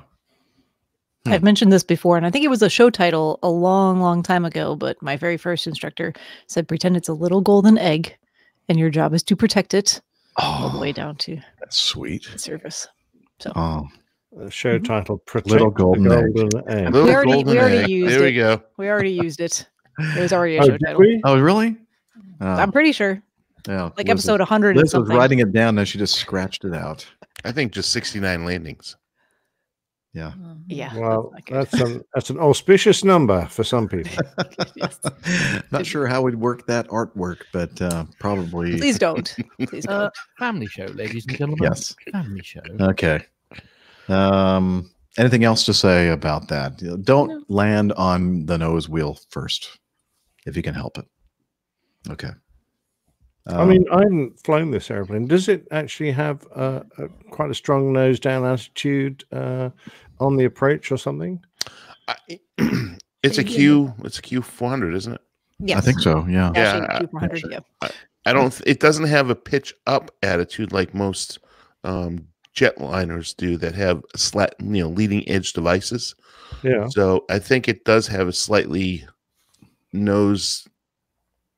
Or at least level. Nose level. I'm not going to say no negative nose, but I do know, like on the RJ, that 200. The 200, it's kind of, you have to round out the flare. So I could see with maybe with it being a turboprop and maybe with the design that maybe it's not a nose high pitch attitude, and maybe people are not flaring as new pilots per se, getting the sight picture down. So maybe with the way that the aircraft approaches, is a possibility that it could contact. Thanks for that, Dan. And usually they operate into very short runways for landing, and that might be a part of it. Where you're almost having to fly nose down to get the thing down, and then kind of round out. And maybe if you don't time it properly, you end up hitting the nose wheel first. I don't know. We do have APG community members who are experienced pilots on this airplane, so maybe they could send us some feedback, Fabian.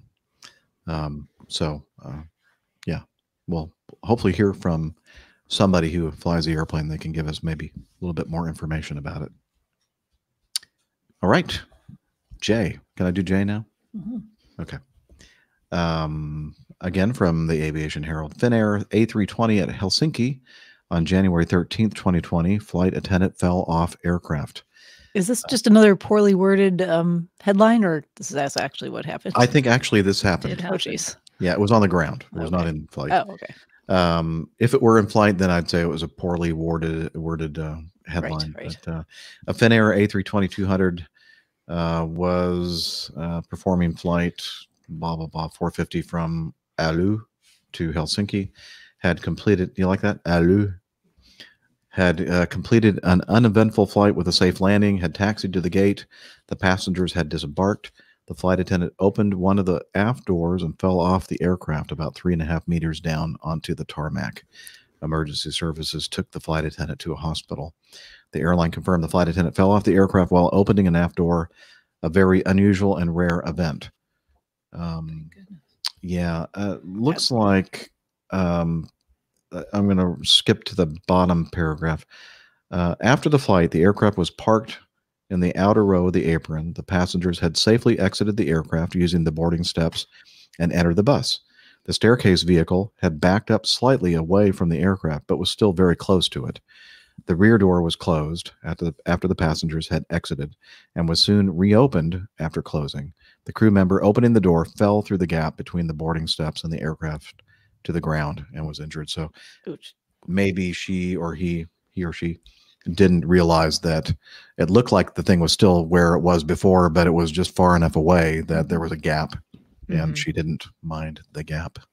Yeah, about 1.5 meters by the sounds of it. Why the the stairs didn't move completely away, I don't know. But they said they couldn't be driven away from the aircraft, so perhaps they because the bus didn't depart for some reason. Yeah, they put the passengers on the bus. The bus was in the way. They couldn't move the stairs away from the aircraft, so it stopped. I don't know. That's a pretty big gap. 1.5 meters. That's it's not a small, like 5 or 6 feet or something. Yeah. Wow. I hope that she's. Well, we've heard of this sort of thing happening before with even more unfortunate results. So yeah, this lady, at least she survived. Yeah, the 320 is not, if it had been the airplane that Dana and I fly, it probably wouldn't have resulted in. Yeah, that you guys much don't damage. even need steps, do you? You just They just Kinda step hop right on. off. yeah. Yeah, you just do pull-ups, pull yourself right up. It's highly recommended. It still hurt, but not as much as that all the Airbuses are way up there, And then we've talked about episodes on wide bodies where flight attendants fall, like 20, 30 feet. Yes, yeah. Oh, that's horrible. I know how you survive that. Well, I feel like some haven't. Yeah. Yeah. True. Sounds like in this case, a couple of broken ribs, a fractured collarbones, some wounds on her head requiring a couple of stitches. She is on her way to recovery. So that's good. That is good news. Yes. All right. Now, if it was me, I'd just bounce off the ground like a rubber ball. That's not true. Somebody in my physique, of course. Boing, boing, boing, boing, boing. Let's see. Okay. Christina, who's a reporter for ESPN, was flying from LA to Chicago on Wednesday this is January 21st, 2020, when the plane diverted to New Mexico to remove a passenger. She wrote on Twitter, "We had just had to land the plane in New Mexico to remove an unruly passenger. He was wasted, kicking the seats, hit a flight attendant, took his pants off." No, wait. Time out. Whose pants were taken off? Hold on. Go back to the start of the article. It says unruly passenger took flight attendant's trousers off. You're paying way too close attention to the words that these agencies are using. That's why I've just been questioning all of these headlines. I know. I It's don't like know. you look at the headline: American Airlines flight forced to divert after, quote, unruly passenger took flight attendant's pants off. I was imagining this passenger running up and just like Pantsing. Yeah.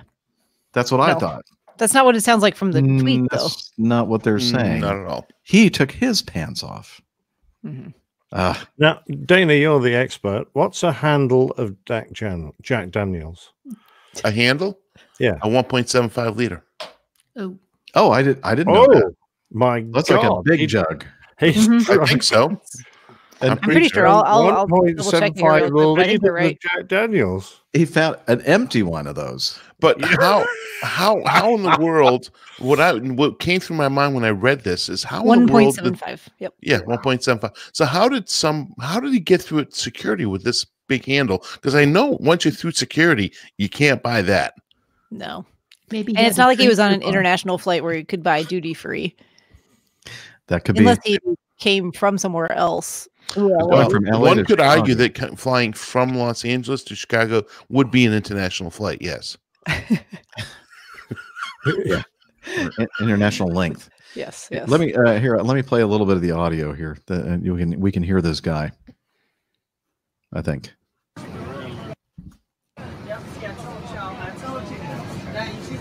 Wait for it. They're going back to the back to get him.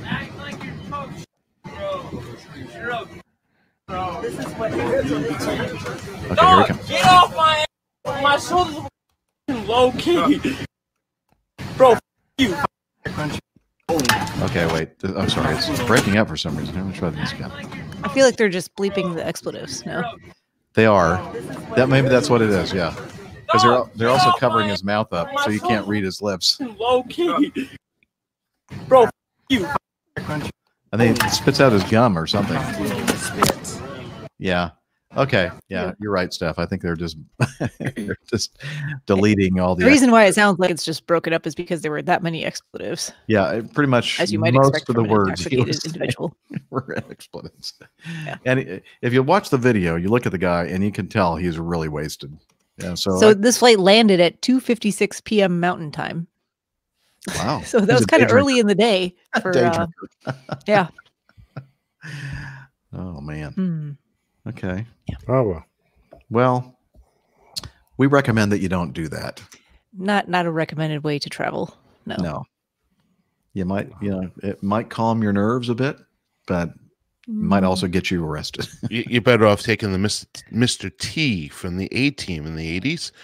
That way of doing it, and just get yourself knocked out. There you go. Just don't even be conscious. Good advice from Dana. All right, and finally, Yes, we're all cheering. Woo. Manitoba man saved by unknown hero after heart stops in Toronto airport. I wonder where we Local got this news. one, huh? Let's see. A surprise heart attack, a mystery hero, and a missed wedding gave him. Sounds like a movie. Gave a man from Gimli, Manchester. Manitoba. Oh, I'm sorry. Is a heart attack? What country are you in right now, Jeff? I don't know. Why do they have to abbreviate it? Because It's a heart people in attack Canada, people in Canada would understand that that's Okay. Manitoba. Gimli, man. A surprise heart attack? Is a heart attack ever a planned event? I think tomorrow I'm going to have a heart attack. I just No surprise. yeah. I'm going to schedule it in for around 2:50 p.m. I'll make my way to the hospital in advance. Okay, we have you on. Now we go from the title to now the body of the article is really kind of a surprise heart attack. No way. The headline here was fine. Yeah, exactly. Definitely succinctly summed up the event. Anyway, Folks, carry on. Our journalism schools are basically letting us all I think we down. could start our own journalism school here. I think we could. Yes. For aviation reporting. I know what to do when I'm in retirement now. I'm going to become an aviation journalist and get everything right. Yeah. The Acme School. No, of if you do Aviation that, Journalism. no one will listen to you. You've got to. Well, nobody do listens rubbish to me in the like first this. place anyway. Nick, is that a big surprise? Nobody listens to me in the first place. Oh, of course they do. Of course they do. Okay, let's move on with the story. Stefan Tergesen, the guy with the surprise heart attack, was trying to fly to southern India for his goddaughter's wedding on January 4th, but his final destination ended up being a hospital after he went into cardiac arrest. And he didn't even tell anybody so they could plan for it. Living in rural Manitoba, Tergesen's first flight was connection from Winnipeg to Toronto. The flight ended up getting delayed, put his next flight from Toronto to India in jeopardy. In a rush to catch it, he grabbed his carry-on luggage and ran across Toronto Pearson International Airport, making it to the gate moments before the plane started boarding. I stood up and had a moment of feeling a little bit lightheaded, dizzy, said Tergesen. The next thing he remembers, I'm on a stretcher and I'm being loaded into the back of an ambulance, and the fella there is telling me my heart had stopped. After arriving at the hospital, he underwent angioplasty on 2 arteries and had a stent installed. When Tergesen was done with surgery, doctors told him how lucky he was. The first thing out of their mouths was, "You should buy a lottery ticket," he said. Typical doctor joke. Doctors told Tergesen his heart suffered almost no damage, attributing it to how quickly he was revived. Tergesen went to thank the paramedics who saved him, but they told him he had already been revived by the time that they got there. After talking to Air Canada, Tergesen was able to fill in the blanks of what happened. When he collapsed, a nurse in line to board the plane immediately started giving him CPR. The quick-thinking nurse then used a nearby defibrillator. Thank you, defibrillator, to jumpstart Tergesen's heart. Have I told you how good this beer is? It's really What good. are you drinking? I think you're Something pretty strong, I think. Oh, I've had that one. Spacey. You I have? know. It's very good. It is. I agree. Defibrillator. Defibrillator. Good. Defibrillator. It doesn't matter how many times you say it, Jeff. It still doesn't sounds sound right. awful. It's like our pronunciation of Farnborough. Farnborough. It's never going to be good. Defibrillator. Defibrillator. Say it like that. I just like to call it the DF. The we'll also be starting the Acme School of Phonics. Acme School of Aviation Eubonics. Or Ebonics. Ebonics. She's a nameless, faceless person I've never met and may never meet her, but she's my hero, says Tergesen. Extremely grateful. He realizes how fortunate he was. My luck was outstanding. I was in a bad scenario that turned best case scenario. Air Canada said the nurse was upgraded to first class after saving his life. Good job. As well well done, she Air should Canada. be. Yeah, good job, Air Canada. Yes. Big applause. That's a heartwarming story. Yes. In many ways. No pun intended. No pun intended. All right. Yeah. Wow. Got And through the that. next line is having a heart attack was a big surprise. Yeah. To Jurgensen. No way. There's no way it was a big surprise. No, you don't think so? No.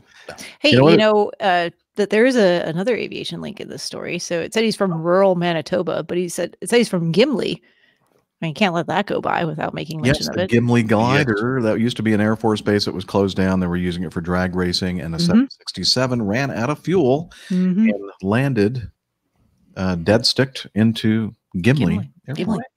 It's in also the home Manitoba. office. I like to call it Man. Yeah, or Manchester. Yeah. It's also the home office for Crown Royal. Is it really? Did not know that. That's what Christian Base has said. Crown Royal's home office is in Gimli, Manitoba. Wow. Did not know So it's a famous place. Folks, you come here for the aviation, but stay for the booze. Stay for the trivia. Is that where manatees come from? Manatees? That's it. Yeah, exactly. come from Manitoba. Uh-huh. Yeah. Okay, I'm just checking. Getting to know us. You probably don't want to. No. Run away now. Yes, run away. If this is the first time you're listening to the show, it's probably best to unsubscribe as fast Just as you hit stop. Delete. can, because it will be a phenomenal waste of your life. But we're happy that you're here. So, Steph. Yes. Have you been doing anything interesting lately? Probably Yes. not, because you never do anything. No, I never do anything interesting. When was the last time I talked to you guys? It's been 2 weeks. Has it? No. Yeah, last week you did the show on Tuesday while you were still in the UK. Oh, that's right. Correct. You were not available. You were I was not available. I was not working. Oh, where were you? You were No, were you so if you follow NASA online, occasionally they put out these applications for these social events. So you apply to it and you kind of have to tell them, how many social media followers you have and things like that. I've applied to a few in the past, mostly fun things like rocket launches and whatnot, and not been selected, which that's okay. That's okay. But this was, huh? You don't seem upset about it at all. Not upset at all. Not upset at all. Okay. I'll keep applying. There's no reason why I can't. But I applied to an event that they were having in Virginia at their Wallops Island facility. And actually, this one was very interesting to me because I don't know if I've probably discussed this here before, but my childhood dreams and aspirations were to grow up to be a meteorologist. And I kind of ditched that when I realized how much math was involved, because I was never bad at math per se in class, but just not a love for me. Was not excited about that and kind of felt like it would ruin things for me. But anyway, so this was a NASA social event to come in and learn about some of the weather research that they do as well. So it was up at their Wallops Island facility, like I said. And what they were talking about and trying to disseminate information about is this project that they're starting, actually started Wednesday last week, basically going to span 3 years and then another 2 years of kind of data analysis. But what they're looking at is snowstorms that impact the Atlantic coast of the United States. So apparently this is something that you think would be researched kind of on a regular basis for forecasting and meteorologists and whatnot. Well, the answer is it has not been, apparently, for the past 30 years. As such, our forecasting tools are not the greatest, and it's difficult to predict where those really heavy bands of snow are going to set up and things like that. So what about their goal with this thunder snow, I mean, Yeah. Jim Cantori is a big thunderstorm or thunder snow guy. So this project is called Impacts, and NASA, like many similar to aviation, they're a big fan of acronyms. So this stands for Investigation of Microphysics and Precipitation for Atlantic Coast Threatening Snowstorms. Impacts. There you go. Pretty interesting. Yeah, right off the tongue. But really interesting stuff. We kind of had an overview first of the project, how they submitted the idea for it and why it was picked, and its importance to basically, especially here within the United States for many reasons, not only for from the aviation side of things. Oh, hello, Alexa. Sorry if you heard that.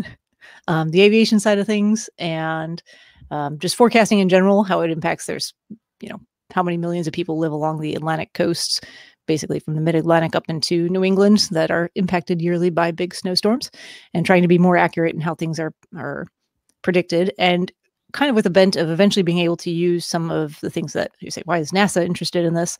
Using satellite forecasting a little bit more accurately so that you don't have to, rely on so much ground-based equipment. but basically, the way they're setting up this experiment or this study over the next 3 years is to take a couple of different aircraft. They're going to take a P-3 Orion, and then also an ER-2, which is like a modified U-2. So they're going to have the P-3 Orion kind of flying a racetrack around through these snowstorms when they, materialize and appear on the East Coast. And then they're going to have the ER-2 flying the same kind of racetrack, but up at like 60,000 feet with instrumentation on board that kind of simulates a satellite.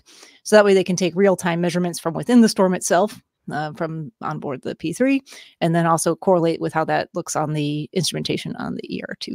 So really cool stuff. They had a nice tour of their flight facility. They said, yeah, we'll have aircraft there, so you can come and tour the aircraft and see the actual aircraft we're going to be using. Well, they had the P-3 Orion. They did not have the ER-2. That was coming up the next day, which was very disappointing because I really wanted to see the ER-2. Anyway, they also had a C-130 that was in the process of being transitioned out of a previous assignment and was going to be going down to Texas, I think, to Galveston, perhaps, as part of the Gateway project for Artemis. They were going to use it to test the tensile strength, basically, of parachute lines for recovery modules for returning astronauts. So that was kind of interesting as well.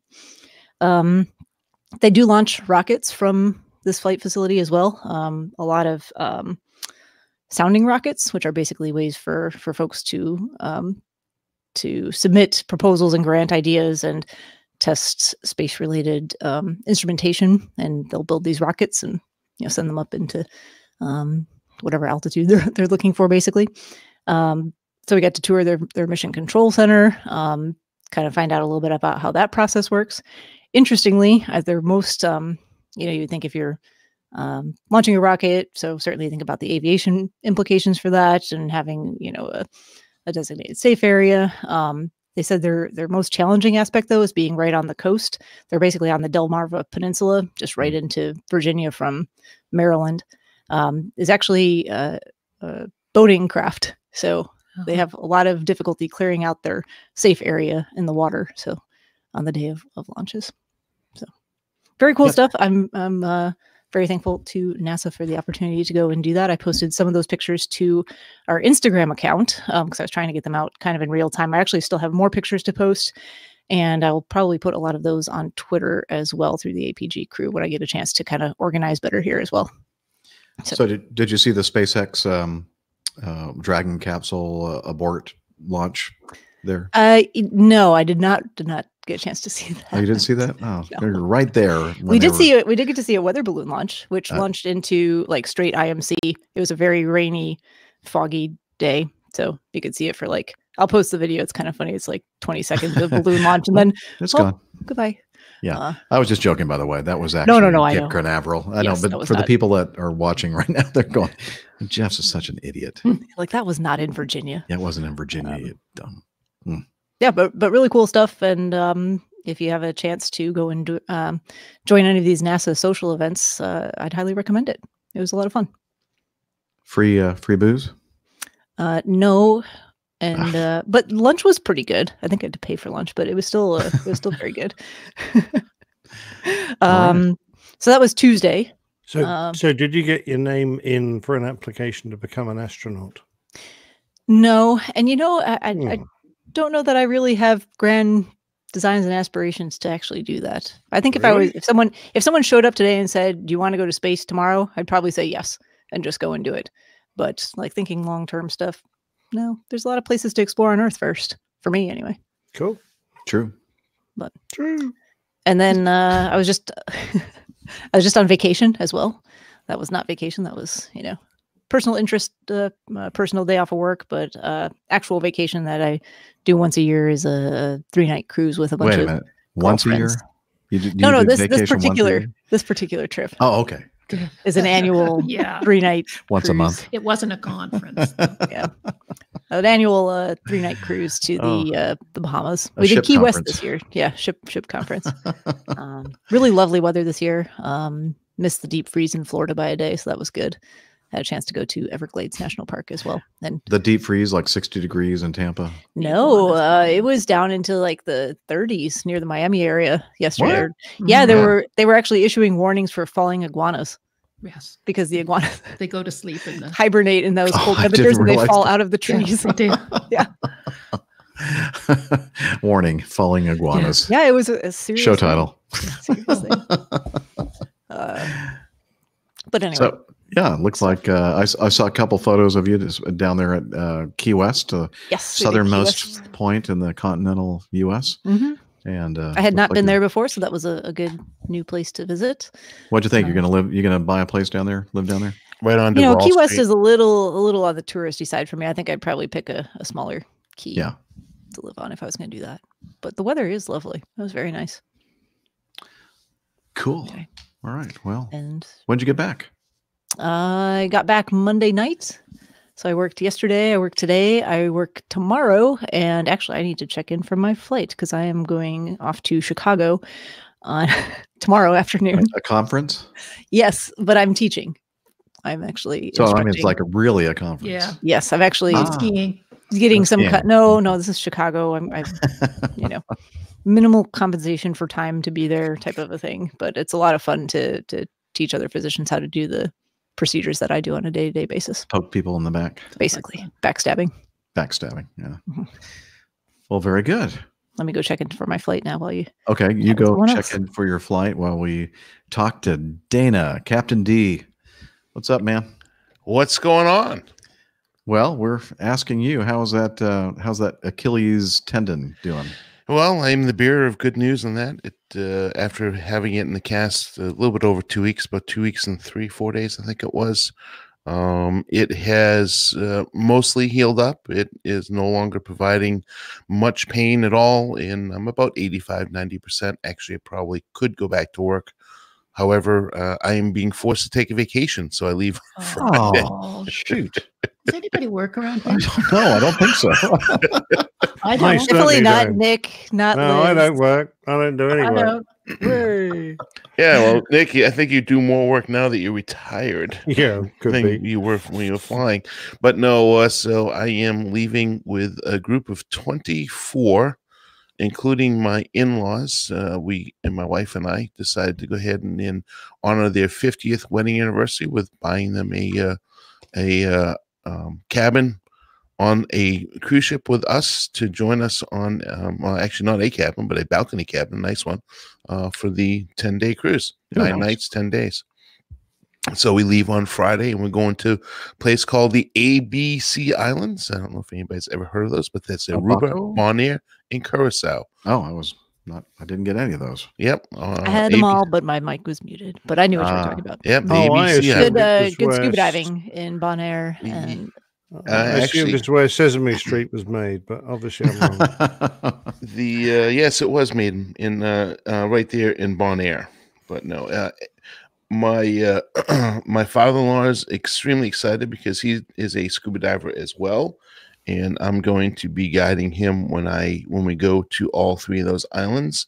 We're going to dive all 3 of them. That's at least what the plan is, and that was one of the beyond obviously missing out on work. And and quite honestly and quite frankly, I am very much missing being in the flight deck. I have not flown in a while, and it's when you want to fly, it's a great thing, and I do miss it. So, but anyways, now I'm healthy enough to be able to go ahead and utilize my foot to do the scuba diving. And I had a very nice gift arrive, and I'm trying to get it set up so you can see it on the video, and I'll explain it to you on the audio. But I have these beautiful cards and these beautiful maps sent to me by Eric Rybeck, friend of a very good friend of Micah's. Micah, who had asked me for my address, and I have these cards that have the maps that are all inclusive of the actual islands. In It's addition Micah's to Kreplock brother. That's correct. Whatever that means. Kreplock brother, yes, that's right. He's a fellow tribal member, and I've emailed him directly to thank him, and I'm going to thank him publicly. But they the maps are Frank. Anybody that listens to the podcast, Franco Maps, they have maps, over 200 maps and cards for around the world for a lot of the diving hotspots. So I've studied them, and they are actually very well done. And so I'm looking forward to utilizing those. So thank you, Eric, for sending those to me. And I will, as promised, will share the word. Also, other than the flying part of it, I was going through an old pile of mail. I have no idea how it happened, but I had a couple cards that were sent to me by the lovely Barbara Parrish over there in the UK. And she sent me a nice holiday card, a Christmas greetings, and a Hanukkah card. So I want to thank Barbara for those wonderful cards, for sending those over to me. Today, I from George Nolly from Ready for Takeoff. He sent me a T-shirt, which I've hung up behind me over here, because when I opened it up, I got a notification that there was an Amazon package coming, and when I looked at my Amazon account, I said I didn't order anything, so I was quite interested to see what was being delivered, and I opened it up, and there was a nice T-shirt from George Nolly. I looked at it and I laughed my butt off. It's small. What size? Okay, that's small. I looked at this and I went to. Does this mean I'll be receiving your T-shirt in the mail later? I don't think this would even fit you, Dr. Steph. What? Yeah, it would fit me. Yeah. Okay, well then I'll hold it for you, because apparently George has responded. That's not what I ordered. I ordered you an extra large. I said, well, you might want to do a 2XL because an extra large still won't fit me. But anyways, thank you very much, George. It's a beautiful T-shirt. I cannot wait to have the opportunity to sport that on my sport those threads on my upper body. Anyways, and the last thing is I have the unique opportunity. I've been invited as a representative of our podcast to a local meetup that happens tomorrow night, and we haven't talked about it because it's actually an invitation only, but the Traffic Pattern podcast by Derek Vento is having an aviation meetup here in the Atlanta area, so I'm going to attend that tomorrow. So I will not be here on the show obviously next week. However, when I get back, I intend to update us on how that goes. Yeah, let us know how that goes. That's great. I'm looking forward to it. Hey, you said you were has the episode with you on George Nolly's Ready for Takeoff podcast been published? It has been published, as a matter of fact, and he texted me. No, didn't text me. He emailed me, and I've got to read what do you say here? I think he said something about they took his podcast off all the podcast directories after listening to that. He did, as a matter of fact. That's exactly what he said. He said, Dana, because of you, 365 episodes, which is a full year, of course, 365 episodes after your episode, which is 365, I am no longer on the air. Thank you very much for your contribution to my fantastically now downgraded podcast to Nothing Cast. That's not what he said. It's not what he said at all. He said, hi, Dana, your episode has already gone past 1,000 downloads in less than a week. That's a new record. I was sorry to hear about your Achilles tendon. Yeah, that's it. Really, and blah blah blah. So, anyways, so over 1,000 downloads. I don't know why people want to listen to me, but I guess they do. They do, and we'll put a link to that podcast in the show notes. That's because they think you're Princess Diana. Oh, I'm a princess, all right. Check out my hair. Very nice, nice blonde hair. No, congratulations. That's good news, mate.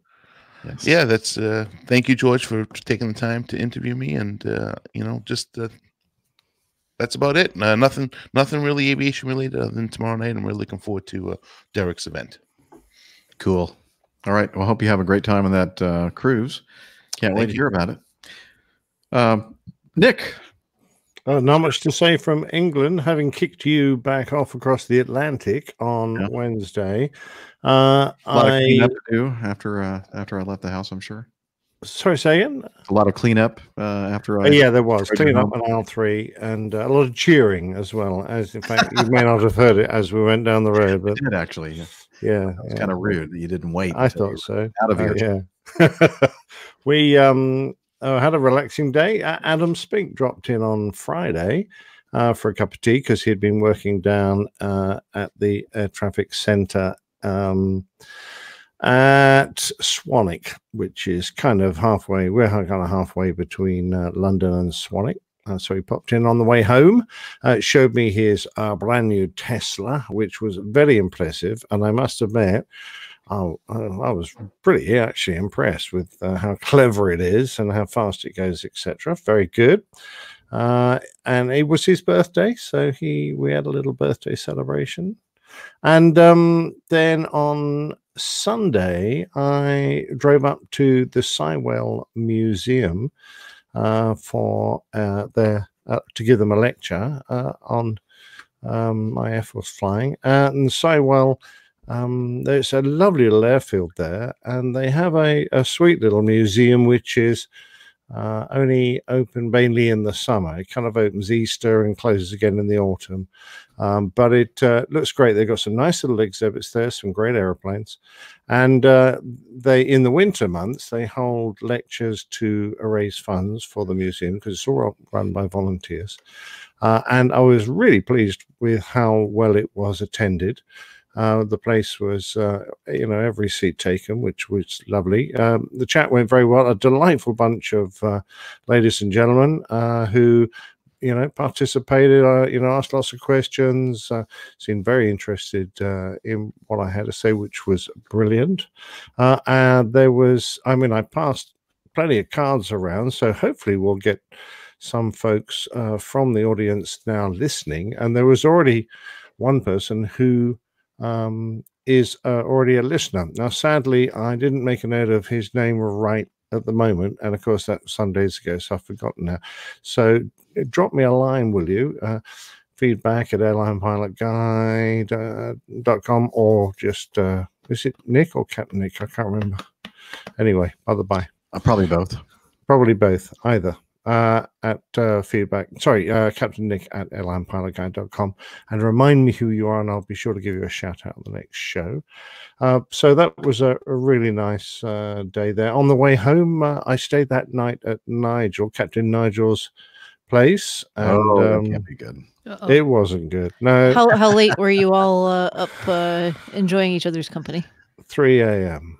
Actually, it was a little after. I drank all his gin, I think. Good for you. Most of his beer, a considerable amount of wine. Anyway, we put the world to rights.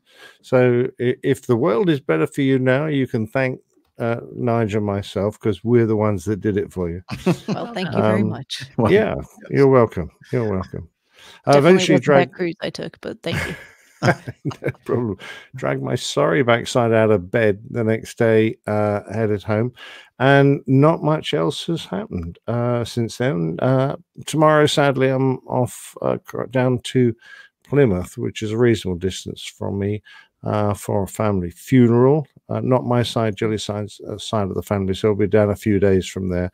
And because of the amount of time I've been doing things like the Sywell lecture and setting all that up, the next couple of plane tales, today's and next week's, are going to be experts from my logbook, so I can do those fairly quickly, which is the only reason they're in there. I wouldn't normally inflict those on you quite so much, but I always anyway. enjoy them. Yeah, they're great. Yeah. Well, brilliant. Okay, well, I hope you enjoyed this one, and that's it from me, sir. No problems.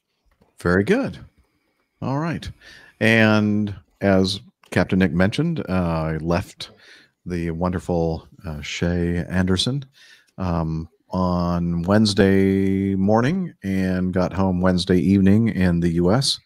and I was home for a couple days, and noticed that Acme was handing out some green slips. I did need to pick up a little bit of extra time because I dropped the trip that week so that I wouldn't feel pressured to come home right away from London. And really, really glad I did that, because I had a great time over there at Nick and Jilly's, and especially the experience at the pub with the pub quiz and stuff. That was yeah, we won the pub quiz. Whee! Whee!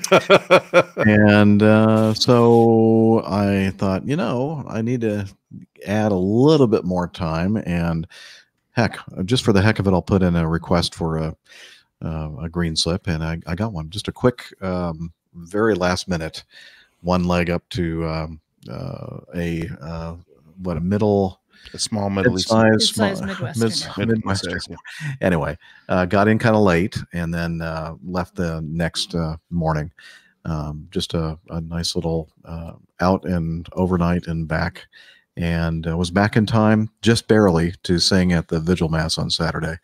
Not time for the rehearsal, but time for the actual Mass itself. A little bit of a delay, the flight coming in to that airport and then getting to Atlanta. And then, of course, on the weekends when you're riding the light rail system here in Atlanta, they do weird things. And it took me a little bit longer than I expected to get home, but I made it. I made it. And then, yes? I was going to ask you, how did you both win the pub trivia contest if your accuracy is only 50%? Well, there were other people there, and that made up for Jilly. Yeah, Jilly was there, 100%. And was it Robin and the other gentleman's name? Tick. Yeah. Yep. How could I forget that? Exactly. And they kind of made up for Nick and I. Actually, we made a good team. Yeah, we did. We did. That was a lot of fun. All right, and then home on Sunday and Monday, and then back out here on this trip. Left yesterday, Tuesday through Friday, and here on Wednesday. The best part of the trip. Being Great. here, Glad you're here. in Liz's wonderful condo. It's beautiful, all decked out in all her furnishings and decorations, and Feels like home now. yeah, it does. And I'm really looking forward to dinner she's going to cook for me. And wait, I'm on my way over. Yeah, I think I have a flight to catch. We'll set another couple of places then. Well, at least if I come up and visit, I can. What is it? Get my Crown Royal Limited. Ooh, shrimp pasta. Ooh, I'm definitely on my way. Looking forward to that. Okay, and that's it. Yeah, tomorrow in Cleveland, and then home early Friday morning, and then I'm sure I'm doing something the following week. I just don't recall exactly what it is. Some kind of trip. That's it from me. I didn't have any meetups or anything else. Just trying to recover from the great time being over in England, spending time with friends. That was a lot of fun. It was, and thanks very much for hanging around. It was great. Yeah, I hope I wasn't too much of an inconvenience for you all. Yeah, well, as long as you don't come back till next year, it's fine. Get to recover. You can only take so much of me. Hey Nick, I'm coming over next week. As soon as I'm done with the cruise, I have like a week and a half off still. So can I? Oh, what a shame. Okay. I'm going to be there in April. No matter whether you want me or not. We're going to be out. Yeah, don't press me for any details. I haven't decided where yet. We're going to be gone. Doing its hair. Honey, we're going to be gone, right? All right.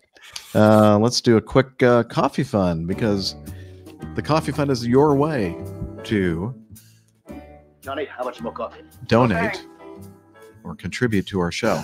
Did I forget something?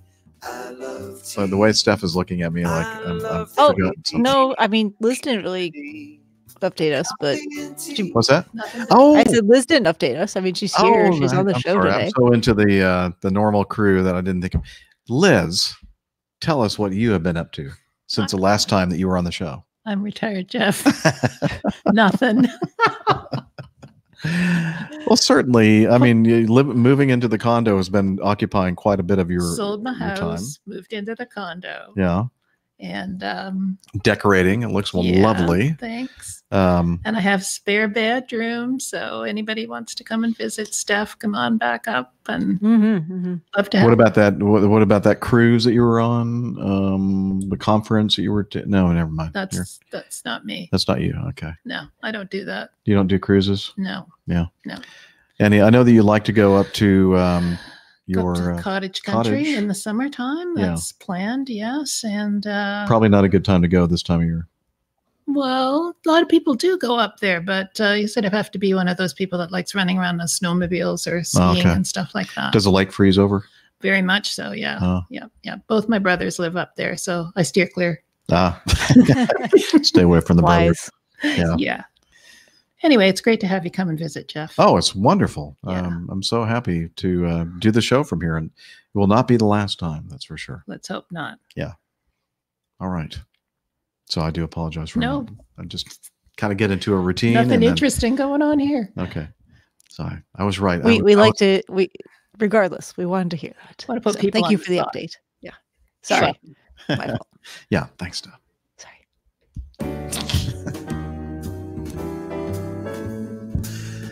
Johnny, how much more coffee?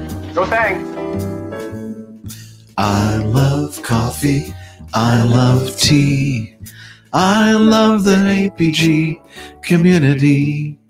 Coffee and tea and the Java and me. A cup, a cup, a cup, a cup, a cup. All right. The Coffee Fund is your way, dear listener, to contribute to the show financially if you have the resources to do so. If you're somebody out there that doesn't have extra cash, you're spending it on important things in your life like shelter and clothing and food and flying lessons and that sort of thing. Yep. We don't want your stinking money. But if you have some extra cash and you want to help support the show, the Coffee Fund is your way to do it. And we have a couple of different ways to do it. The Coffee Fund Classic method is via PayPal, where you can make a one-time contribution or a recurring contribution. Since the last show, recurring contributions from David Lieb, Chris Randall, and Terry Liu. And we also have some individual payments from Richard Adams and Randy Ward. So thank you very much for that. Great. And if you want to become a patron of the show, you can by heading over to airlinepilotguy.com/coffee and learning about how to do that. And since the last episode, we have 2 new producers. We have a new producer, Cameron Harper, and a new executive producer, Randall Eccles. So thank you for our new producers and everybody who contributes to the show via the Coffee Fund. So if you want to check it out, head over to airlinepilotguy.com/coffee. And trust me, you'll be glad you did.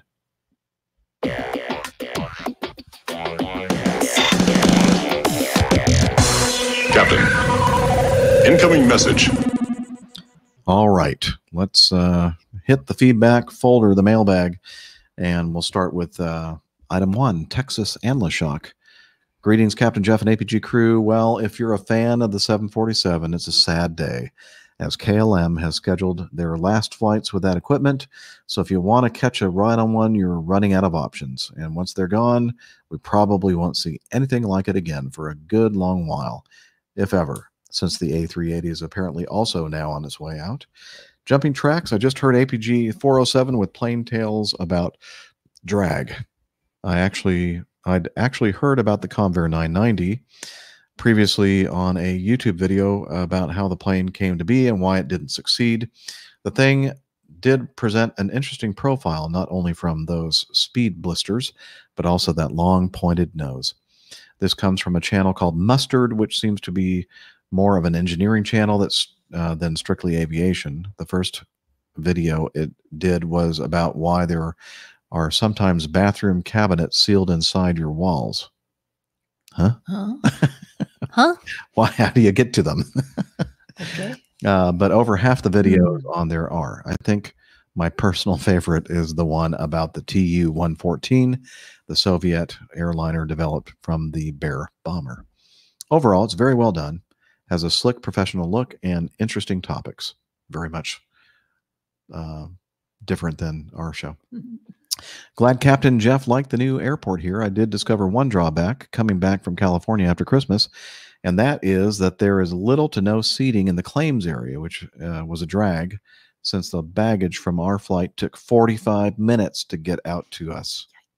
No checked luggage if you can help it. And it wasn't an Acme flight, I guarantee you, because we really get those. They do a really good job getting the bags out like within 20 minutes or so. I think that's their goal. Anyway, keep up the good work. Looking forward to the next show. This is the Texas Anlashock signing off. Random aviation quote. I thought Captain Nick and other Airbus folks would appreciate this. Quote, yeah, this is my job. I watch buttons flash. Every now and then I push one. Flight Lieutenant Jeffrey Joker Moreau on piloting the star frigate Normandy, Mass Effect 2. Oh, so that wasn't really an Airbus. No. No, it's a great game. I played Mass Effect and Mass Effect 2 and thoroughly enjoyed them. Oh, Very good indeed. It was a game. That was a movie. I thought it was. No, it's not a movie. It's a really, really good sci-fi game. Cool. Oh. All right. You knew that, didn't you, Steph? No clue. Oh, you dinosaurs, you lot. Yeah, I don't. Hey, I love video games. Anyway. Tom says he wanted to say he really enjoyed Captain Nick's recent technical plane tale, and particularly the lesson on area rule. It's been said before, but you have a real talent for bringing a subject to life, and I'm sure you could supplement that retirement income by doing an ATPL theory podcast. Just remember, it was my idea. What a great idea. Wouldn't that be fun? I'd rather slit my wrist. Think about all the money you could bring in, by making it that much more interesting for folks. Very kind of you. Visual. I think if I put every ounce of my meager talent into that, I couldn't drag it up from the most boring subjects in the world level. True. I will say this is completely unrelated, but there is a guy out there who did a bunch of lectures for basically for folks looking to in med school, looking to pass their board examinations, and his lectures were so good, like they were kind of pirated and audio recorded and disseminated to the masses, but I'm sure you could rival his genius for making a dry subject very interesting. Well, I'd do my best, of course, but there you go. I'd need to find no, I don't think so. That's very kind of you to suggest it. No, you can't have any money. Well, Captain Nick, if you were to do an ATPL theory podcast, I definitely wouldn't listen to it. Good. Tom continues, really appreciate what you do. I was sad not to be able to make the PTUK 300 meetup, but hope to be able to meet up with at least some of you in the near future. Cheers, Tom. He must be over that way. Yeah, cheers, Tom, and thanks very much for your nice comments. All right. 3, Ramiro. Another feedback about area rule. While listening to the Old Pilot's Plane Tales in episode 407, Captain Nick answered a question I had about the Convair 990's unusual wing bumps. Besides being a great storyteller, you can actually learn something from the old curmudgeon once in a while if you're paying attention. Yes. Wow, that's kind of a backhanded compliment, isn't it? Yeah, I don't even know if I'd call it that. If you can pick the chaff from the wheat, yes. Recently, I had to relocate from Southern to Northern California for work. I was driving up and decided to go through the Mojave Desert to see if I could get a peek at some of the parked airliners I know are stored out there. I made a small detour onto Highway 58 towards the Mojave Airport. While you can't get anywhere near the parked airliners, I did find the 990 on display at the entrance of the airport. It's parked next to one of Nick's favorites, the F-4 Phantom, and a small French jet trainer used to train test pilots. These 3 aircraft are just outside the airport entrance, and you can pull over and walk right up to them. I never expected to see a Convair there and actually mistook it for the 880. Then I noticed the speed bumps on the top of the wings. Because the airplane is in NASA livery, I just assumed it was an 880 modified for some sort of NASA testing. Not being familiar with the Convair 990, I didn't realize it was a 990 until I heard Nick's plane tale on episode 407. Now it's clear that the plane I saw there was, in fact, the 990, not a modified 880. I included some pictures from that day, which we'll include in the show notes. Keep up the great podcast, blue skies, tailwinds, and the adult beverage of your choice. And again, that is from Ramiro. And he's got his picture. Yeah, I was in touch with Ramiro, and he's very kindly given me permission to put those pictures, or at least a couple of them, on the website when I put up that plane tale. Excellent. And I think I've been to that exact spot. I don't remember the 990 being there, but I certainly remember the Phantom there. And of course, I went around the airport and got a tour around the aircraft where they're being broken up on the Mojave Airport. And the picture I use on my plane tales was one I actually took from the airport boundary just outside the airport, because they wouldn't let us photograph inside the airport, of those old airplanes. Oh, very cool. Wow. Wow. Together, doesn't it? The circle of aviation life. Absolutely. All right. Item 4. Mike. Hey, APG crew. Fairly new listener. Started about episode 398. That is fairly new.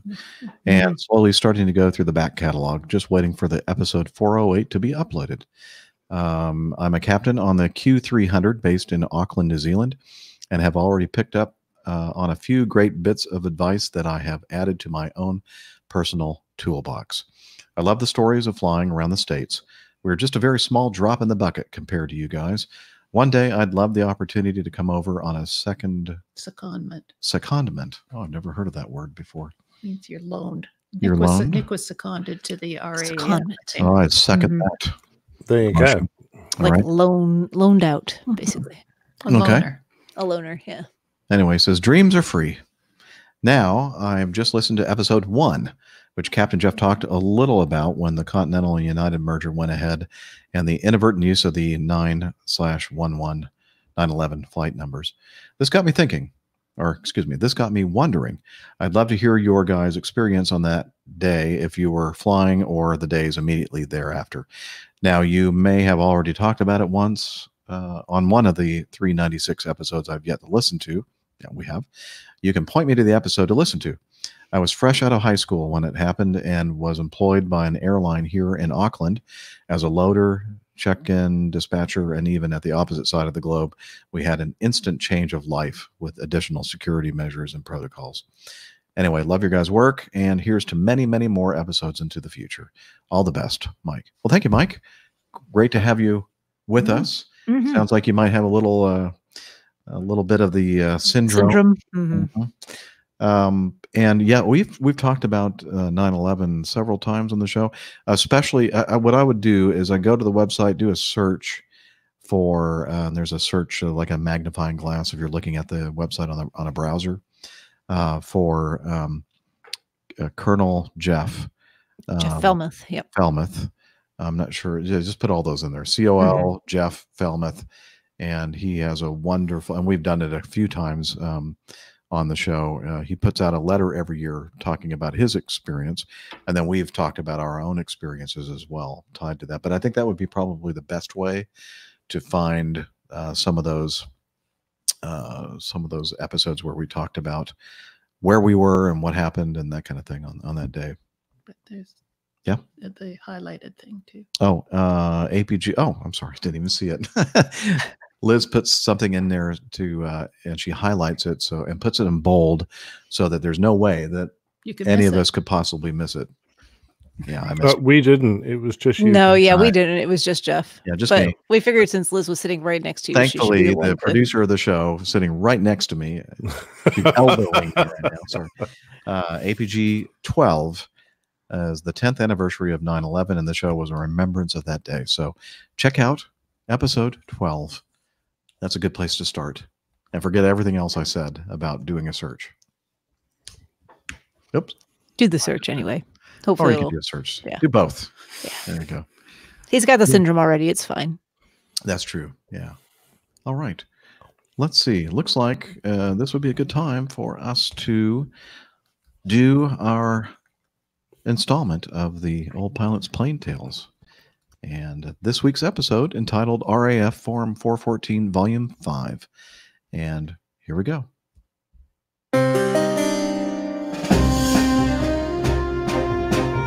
The Old Pilot's Plane Tales. RAF Form 414 Volume 5. Backed by popular demand, a reading from my Form 414. The RAF document that's issued to every RAF pilot to become a permanent and legal record of their flying service. I left you on a bit of a cliffhanger with my imminent deployment to the island of Cyprus, the land of milk, honey, and coccinelli. Preparations for the fabled 6-week deployment in the sun began early, as those who had been before began to regale us gunnery virgins with stories of this fabled land. It seemed to be a combination of the lost city of Atlantis and Valhalla, all wrapped up in one. Not only was it wrapped up in much traditional coming-of-age feats, It seemed to bear a mystical quality that would send the most hard-nosed and grisly pilot's eyes into a distant gaze, and a tear might creep down a craggy cheek as they remembered times past. Whilst the squadron high-ups worried about the difficult stuff, like which jets to take, most of them, how many spares they would need, lots, and how to get from a base in Scotland to an island the far end of the Mediterranean Sea, some 3,000 miles away, fraught with terror, the rest of us got on with the day-to-day flying. Fully operational now, I was doing my regular stints on QRA. 3 live launches in a week and no intercepts. I began to feel like a Jonah. And then the Lady Isabel Barnett, sorry Yanks, a very British joke, and I hunted down a 4-ship of bears in the darkness, ploughing their way through the Iceland-Faroes Gap. I duly added 3 bear foxtrots and a bear delta to my count. Night added a very different perspective to a QRA intercept, as we were still expected to come back with an accurate identification of our targets and get their airframe numbers painted on the nose wheel doors. This required a tricky bit of flying. Formatting on the wingtip, we would slide down a little and then follow the wing along towards the fuselage, remembering to stay away from those mighty NK-12 turboprop engines with their 8-bladed contra-rotating propellers, each with a diameter of 18 feet, that's 5.6 meters. Having positioned ourselves underneath the Bear's fuselage with just the reflection from our fin-mounted anti-collision beacon, never was it more aptly named, to illuminate our way, and with our heads craned back to keep sight of the monster above us, we would creep forward until the door and the apparently vital number came into sight. It's a good job they didn't write it in Cyrillic. On days when the beacon just wasn't bright enough to do the job, a quick tap of the afterburners and I could light the world up. As we accelerated past, the nav would grab the number and then we would pop out in front in full blower. What the hell the Soviet Bear pilots thought we were up to was anyone's guess. In between all this QRA fun, it was time for my annual instrument rating test, under the stern and watchful eyes of our Squadron QFI, Jable. I forget all the tortuous machinations that he employed, but some are embedded in my memory. Whilst under the hood, a plastic cover attached to my helmet, which prevented any peeking at the real world, John would cry, "Heads down!" and then twist and turn the Phantom inside out until my personal semicircular canals were well and truly spinning. Then with a shout of, "Heads up, you have control," he would expect some action from yours truly. I would be given the aircraft in one of many ridiculous attitudes that would require quick action to recover back to straight and level. The extreme nose-high ones might need full reheat, a roll inverted on instruments, a pull down to the horizon, and then a roll back right side up before he would grab the aircraft again and we would repeat the exercise. Then might come the Chinese weave. I have no idea why the Chinese were branded with this particular torture, but the pilot would be expected to follow a continuous stream of demands from the back seat, supposedly to simulate a demented navigator's instructions, of turns, climbs, descents, and speed changes of increasing difficulty.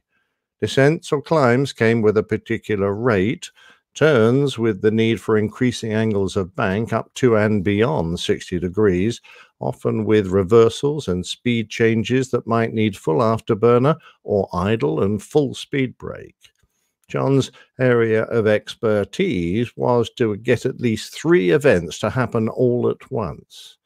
Having worked up a good sweat, it was then time to do a practice diversion, followed by many instrument approaches, including the dreaded ILS. Now, the instrument landing system had been around for a while in the civil world, but not so in the military. Ground control approaches were the order of the day, where skilled air traffic controllers would use the precision approach radar system to talk an aircraft down. The ILS was an add-on, and in the Phantom it was a small instrument, about the size of a watch face, with nothing but a pair of white needles with a few white dots scattered around.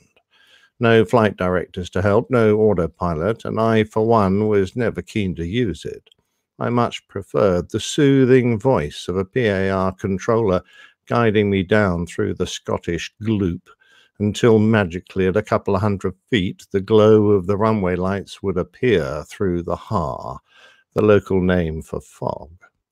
The ILS needed much more, and now I needed to scan this little half-crown-sized instrument and interpret it. I had to decide how big a heading change to make to recapture the deviating localizer, work out for myself how much drift I needed to apply to stay on the center line. I had to think about the headwind and decide what rate of descent would be required to stay on the glide path.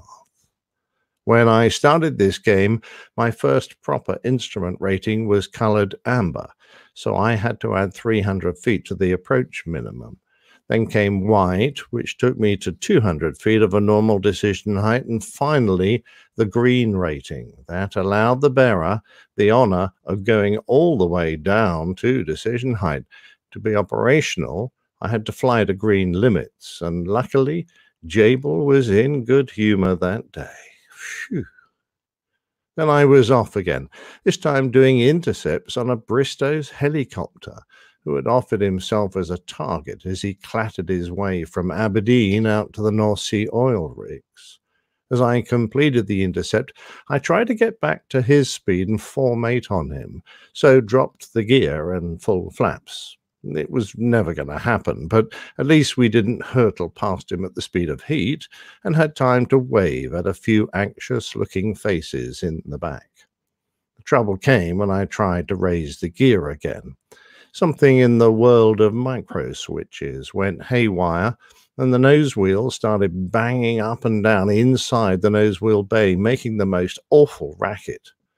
Nothing much to do but put it all back down again and crawl home below 250 knots. A couple more QRA intercepts, a Bear Foxtrot and a Delta, and then the deployment was on us. Cyprus, here we come. So, dear listener, I can imagine you thinking that I leapt into my mighty Phantom, pointed the nose south, and roared off into the distance. Not so, I'm afraid. I packed up my flying gear, tossed it all in the back of an old C-130 Hercules, along with piles of engineering essentials, hoot-chins, spares, gun pods, and the rest of the paraphernalia that would be needed, noted where the chemical toilet was, found myself a webbing seat, and settled in for the long and slow 3,000-mile drone to our airfract Krateri, our destination. On the way, I watched with growing envy at those who had done this journey before. Once in the cruise, they hooked up hammocks from the securing points around the cargo hold and comfortably swayed their way to Cyprus, looking like extras from the movie Cocoon, whilst my webbing seat became more and more uncomfortable. The monotony was only broken by the magical appearance of a plastic sack full of cardboard boxes containing rations for the 7-hour flight, a few curly sandwiches and a chicken leg. Such was the lot of the junior pilot.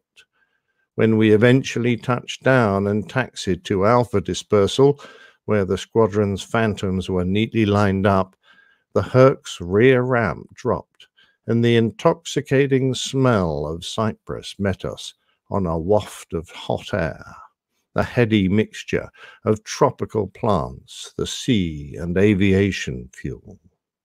Our annual armament practice camp was a well-hidden secret. This was where every year we strapped a pod which contained a 6-barreled 20mm M61 Vulcan cannon onto the aircraft and spent 6 weeks gunning our hearts out over the Med. RAF Akrotiri was on one of 2 sovereign base areas on the island, which were retained by the United Kingdom when Cyprus was granted independence in 1960. They have proved to be vitally important as strategic bases close to the troubled areas of the Middle East, and back in the 70s, the regular deployment of RAF squadrons was a way to ensure that we could be seen to retain a military presence in the area. The weather was also great, which guaranteed that we could accomplish everything we needed within a relatively short period. In addition, our presence bolstered the UN peacekeeping force that had been present on the island since the Turkish invasion in 1974, separating the Cypriot Greeks to the south, where we were, from the Turks in the north. None of that really mattered to me, as I had found Nirvana, Eden, Paradise, Telalokan, Folkvanga, the fields of Aru, Vaikantha, Tirnanog, Elysium, cocaine, here on Earth. It was warm, something I had forgotten existed after moving to Scotland, and there were brandy sours. Nowhere in the world can they make a brandy sour like they did in the officers' mess at RAF Akrotiri. When work finished and everyone jumped into the rattly APC vans, we would screech up to the bar, and there they would be, lined up by the dozen. It was a simple drink that was so difficult to get right that no matter how many times we tried when we returned home, it remained as elusive as the nature of love.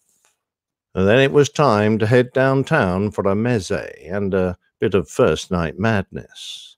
A fast black would be summoned, a large Mercedes taxi, the price negotiated, and we would hurtle off in a cloud of dust to arrive at a magical spot in the local town, Limassol, or Limassol as it was oft named. Not the tourist trap it is now, but a quiet town full of local flavour. Little open-air, family-run restaurants lit by twinkling fairy lights, woven around pergolas covered in grapevines, and hardly a hotel or nightclub to be found. We crowded round a long table for a 15-course meal of local specialities. Huge bowls of salad, roughly cut up, with tomatoes as big as cannonballs, crumbly feta cheese, pita bread, tzatziki, tahini, hummus, capers, olives, wild asparagus, tiny kebab sausages, enormous pork chops that must have come from pigs the size of elephants. It went on, and all the time the wheels of comradeship amongst us were oiled with free bottles of Coccinelli. This is best described as a rough village wine, dark and red, decanted from an enormous barrel and served at the table in anything from soda bottles to kitchen bleach containers. But never before had something that came out of a Domestos bottle tasted so good. Apart from the odd grape stalk and a hangover that was as vicious as a kick from a mule, it was pure nectar. When we stumbled out, our fast blacks would be patiently waiting for us to take us back to the base, whilst we serenaded the unfortunate driver with a never-ending stream of unsavoury songs that are still fresh in my memory. After a few rounds of flaming Zambucas, it would be back to our sleeping blocks, famously decorated in squadron artwork from the dozens of units who had slept and puked in the same beds before. The Batman would wake us up early with tea strong enough to melt the silver off the spoons, and it was time for work. The first thing I would have to get was some tropical kit. The heavy woolen uniform wasn't really suitable for Cyprus in the summer, and I was very fortunate that Her Majesty had been kind enough to realize this and gifted me a tropical uniform allowance to purchase what I needed. Even though the drinks in the mess were duty-free and scandalously cheap, I knew that at the end of 6 weeks I was going to run up quite a bill. I weighed up the cost of a tropical mess kit for dinners, number 6 tropical dress for formal occasions, and working dress, all in khaki drill, and decided that I would probably get away with a pair of shorts, long socks, and a short-sleeved shirt, and throw in a pair of cheap local desert boots. The rest of my allowance would go towards a much more worthy cause. The van pitched up to drag us from Block 101 down to Alpha Dispersal at an ungodly hour. To avoid the worst of the heat, we started early and finished before the aircraft became too hot for the poor engineers to work on easily. For us, it was time to sit down in a lecture room, whilst the weapons instructors gave us briefing after briefing on what we were here to accomplish. Lots of safety lectures. This gun could be dangerous in the wrong hands, and there were a few, like me, whose enthusiasm was boundless, but not even closely matched by skill. We were here to obtain our ACE, Allied Command Europe, qualification at air-to-air gunnery. Our targets were large white banners towed by long-suffering Canberra crews from 100 Squadron. Within 6 shoots, we had to achieve at least 2 scoring 15% or more. Get too close to the banner, inside the minimum range, and your score would be 0. Shoot with too small an angle and risk hitting the Canberra, and your score would be 0. The skill was one of many that made a good fighter pilot. It had been since the first days that scout pilots took to the air. Heroes were made of those who could gun down their opponents, and even in the days of deadly missiles, if you came back from a training combat mission with a gun's kill, eyebrows would be raised. It sorted the men from the boys, and I was going to be tested. I'd never tried this before, and I was the most junior pilot on the squadron. My nerves were jangling as I tried to absorb all that was going on, and before I knew it, the armourers were winding the guns full of shells. The aircraft arms signs were all around the dispersal, and I was climbing into my F4. How I got on? Well, that's for next week.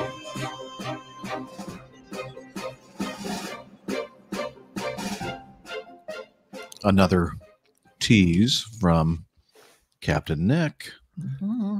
Well, you know me. Such a teaser. Yeah, love it. I love a good teaser. Exactly right. Yes, Maltesers are very nice. Keep them hanging on. Yeah, exactly right. Malt teasers. So I'm getting the impression from all these stories from your flying career in the RAF and the RAAF that there was a little bit of drinking going on. Well, yeah, of course. The odd adult beverage, but the odd, yes. Yes, exactly right. Cyprus, we had an interesting rule because it was renowned for being a place where one might occasionally overindulge. We used to be given a joker. This was a sort of imaginary card you could play. And if you were down to fly and you got to work and realized you really weren't fit, you could play your joker and you would be quietly removed from the flying schedule. But you only got one joker per detachment. So use it wisely. Mm-hmm. Use it wisely. Exactly right. Did you use yours? Sorry? Did you use yours? Oh, of course. I mean, there's no point coming home with it. You didn't hang on till next year. So, yeah. Get another one next year. Yeah, exactly right. There. Well, those stories. So, just a question for you: do you have all? This is from your logbook. Do you actually have all this detail written down, or is it mostly from your memory? Well, I'm using the logbook as a cue to try and open up those little closed doors where I try and forget things. Some liberties with details may have been taken. My logbook doesn't have any detail at No, all. I know exactly right. I using the logbook, I can remember what we did, and then of course everything all comes flooding back. Yes. Wow. Great. Good stuff. Thanks. Thank you very much, Captain Nick, for that. And let's forge on and try to knock out some more feedback. What do you think? Yeah. You bet. Sure. All right. Let's see. Oh, Christian, not too far from where we are right now in Richmond Hill, Ontario. He was in the chat room earlier, wasn't he? Was he? I believe so, yeah. Yeah, I think he might have gone now. He sent in some feedback regarding Airbus demonstrating the first fully automatic vision-based takeoff. So he writes, so Airbuses really do fly themselves. Here's a link from Airbus on their first fully automatic vision-based takeoff using an A350-1000 aircraft. From the story, quote, the aircraft performed as expected during these milestone tests while completing alignment on the runway, waiting for clearance from air traffic control. We engaged the autopilot, said Airbus test pilot Captain Jan Boufils. Bofi. Thank you. I don't know. Help Liz. It's French. Bofi. Beautiful boy. Yeah. All right. He is a beautiful boy. We move the throttle levers to the takeoff position, takeoff setting. And, It's beautiful wife, actually. Beautiful wife. Oh. Yeah. Bofi. We move the throttle levers to the takeoff setting and we monitor the aircraft. It started to move and accelerate automatically, maintaining the runway center line at the exact rotation speed as entered in the system. The nose of the aircraft began to lift up automatically to take the expected takeoff pitch value, and a few seconds later, we were airborne. Excuse me. It was a cough. I'm eating these almonds, these wonderful smoked almonds that Liz is providing me with, and a little piece got stuck in my gullet. Okay, so a link to the article in from Airbus.com will be in the show notes. And he said maybe this can be installed in the Mad Dogs, and then the crew can focus on shoveling the coal. He's so funny. Very funny. Hysterical. All right. With regards, or warm regards to all of you, Christian Base in Richmond Hill, Ontario. My eyes are tearing from what the almond out of my throat, and I can't. Yeah, I can't really see too clearly here on the words. Maybe I need. I must admit, I found this a fascinating piece because, of course, it's been the one thing that the aircraft has never been able to do for itself. We've never really had an automatic takeoff system. We've had automatic landing systems for many years now, but not automatic takeoff. So I guess it's just the next progression after Tesla. Yeah. Yeah. Couldn't drive its car down the road. I don't see why an airplane shouldn't be able to roar itself down the runway.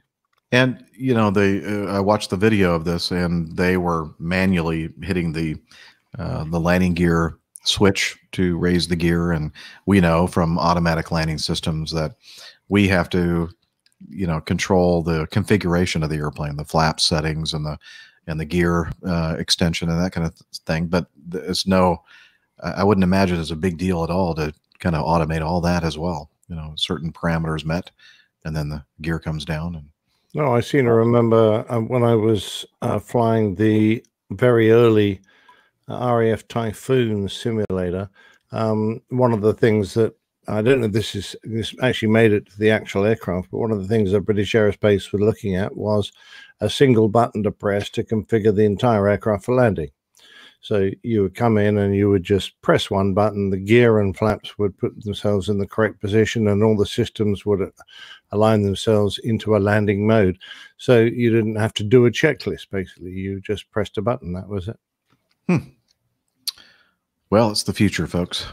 I'm just wondering how well it will cope with engine failures and rejections during the takeoff, because doing a takeoff alone, I think, is fairly simple. The hard bit is deciding when and how to reject and how well to control, or will the system be good enough to control the aircraft, particularly in azimuth if you have an engine failure, and how it will cope with low visibility procedures. So I wouldn't like to be a pilot who only ever had to do a manual takeoff in low vis. That would just be awful.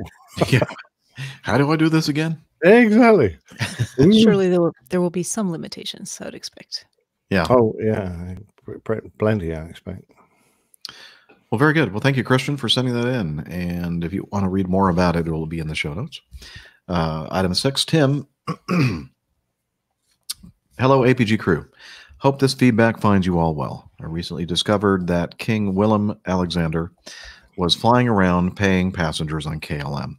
Maybe you all had known this before, but it's news to me, so I'm sharing this info that is a couple of years old in case anyone else missed it. Hope to see you all soon at another APG meetup. Tim Van Rem. And we have talked about the King on. So now we know that Tim doesn't really clearly listen to our show. Yeah. He's using it as a sleep aid. Yeah, obviously. It's probably somewhere in his subconscious part of the brain or whatever that is. Because, it's pretty cool, though. That I noticed in the last paragraph that it says the King's learning to do the small Fokker thing, but eventually he'll move up to the 737. So I'm very glad he's not doing small Fokkers forever. Me too. Well said. Moving on. I don't know. Leave it there. It's a phased retirement. Landon writes, more Max. Hey, APGers, Dr. Captain Steph, Captain Nick, Captain Dana, and Miami Rick, if you're still out there. Yeah. Oh, hey, Captain Jeff. I almost forgot about you again. Thanks, Landon. He says he was just kidding. Anywho, thank you for the great answers on my last feedback I sent in. I sound funny. What I do wonder now is that if you were given the bid opportunity to go to the 737 MAX, would you take it with or without an MCAS installed on it? Lots of fellow pilots do say that once the aircraft does come back into service, the MCAS will be bulletproof. I don't really believe that, but whatever. I've toyed with the thought of, would I, as a passenger on Southwest Airlines, which is my favorite, get on a 737 MAX? Us as pilots understanding the different risks that exist in flying and which ones we will or will not accept can be over the place, but one risk that I do not think we would bet on is any flaws that relate to a flight control component. This being said, I go back to the jack screw issue on the Alaska Airlines MD-83, which caused the aircraft trim to get stuck and nosedive off the coast of Point Mugu. I do not recall if an AD was issued on the MD-80 series, but I assume the problem was taken care of and corrected as it was mechanical in nature and not automated. I ended up flying on hundreds of MD-80 series aircraft for years afterward. Granted, I was a kid at the time when it occurred. Yeah, I think that issue is more related to maintenance issues and not a specific AD on the part itself.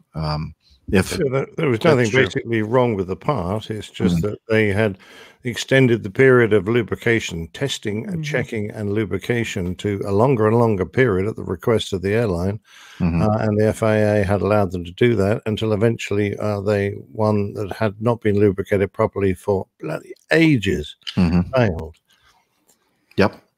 And it stripped the threads of the.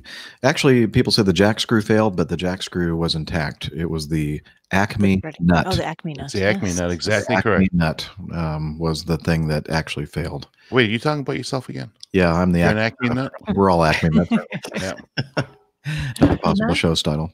Yeah. Thank you. I will. You nearly choked on one of those a minute ago. Be careful.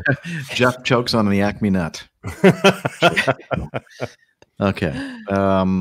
Also, what occurred when I was a kid were issues that the 737-300, 400, 500 series had with its rudder moving hard over and getting stuck in mid-flight.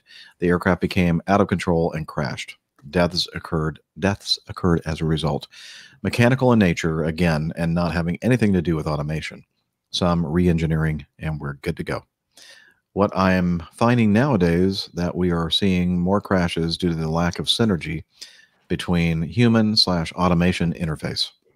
Yes, that's always a problem, and I think it's even becoming more so now. With so much automation in the world, when are the pilots that fly these technologically advanced aircraft day in and day out, or will be flying them day in and day out, going to be able to have a say in the design and capabilities of these aircraft? I think they should demand the right to have a say in what they fly or will be flying. Not that I do not trust what a test pilot does when putting these new aircraft into service, but one thing that they are doing is that they are working for the manufacturer. They're not a neutral third party. It seems to me that the Boeing was doing a lot of self-certifying and it caused problems. Yep. Let's look at the MAX again. Several test pilots saw that there were anomalies with the MAX early in its development, but became a whistleblower after they left Boeing, and after their fears came true with the crashes at Lion Air and Ethiopian. This may sound harsh, but because of the fact that they did not speak up before the aircraft went into service, 364 lives will be on their consciences forever. What say you all, as the line pilots what say would you all as line pilots have in whether or not you choose to fly the MAX? Would you be met consequences if you do not feel safe operating the MAX as well as the safety of your passengers? Would you, Jeff, Dana, hop off the Mad Dog if another jack screw issue arose? I'm sorry for being a gloomy gust, but these were thoughts that have been on my mind. Blue skies and tailwinds. P.S. Jamie/Jan, when are we flying again? We got to get Connie up there. They know who they are. But yeah, that's a secret message there. He's just using his feedback to send messages to friends to see how it has landed. So again, Jamie, Jan, when are we flying again? We got to get Connie up there. They know who they are. Bye, Landon Harvey, and so lots of stuff in here. That I guess the Dana. Another jack screw issue or Acme nut issue with the Mad Dog. I mean, would that be enough for you to go, yeah, I'm out of here? Or it might be a moot point in our case. Oh, he's on the phone. I wouldn't. Not unless there was evidence that, like the entire fleet has this problem and at any moment these things could come flying out of the sky. But the way the process works is we bid for these things. A bid is put out, training occurs, anywhere from a month or two after the bid closes to like a year or more into the future. So if I bid off of the 88 onto, let's say, the 737, it could be, I could be flying this thing for another year or so before I went to training and flew anything else. So you just can't go, I'm just not going to fly the airplane anymore. They may object to the fact that, you have to fly it because that's what you're qualified to fly. And until you can be trained on something else, this is what you're going to fly. So, or you can go ahead and retire if you'd like. That's another option. I personally would not. But anyway, we'll have to hear what Dana has to say once he comes back. But Nick. Nick, yeah, what do you think? Well, I think the only option for most pilots who have multiple types on their airline fleet is if they can't shift from one fleet to the other, if they don't particularly like flying the aircraft they're in, is to leave the airline. And we all know how hard that is with the seniority-based systems we work, how hard it would be to get their position back on another airline. So it's not as easy as you think. I personally I'm quite trusting of the authorities that regulate the airline industry. We are an extremely safe industry, and once the aircraft is back in service, then, it should be a pretty damn safe machine. We've had aircraft that have had multiple failures and crashes in the past, sadly, including the 737.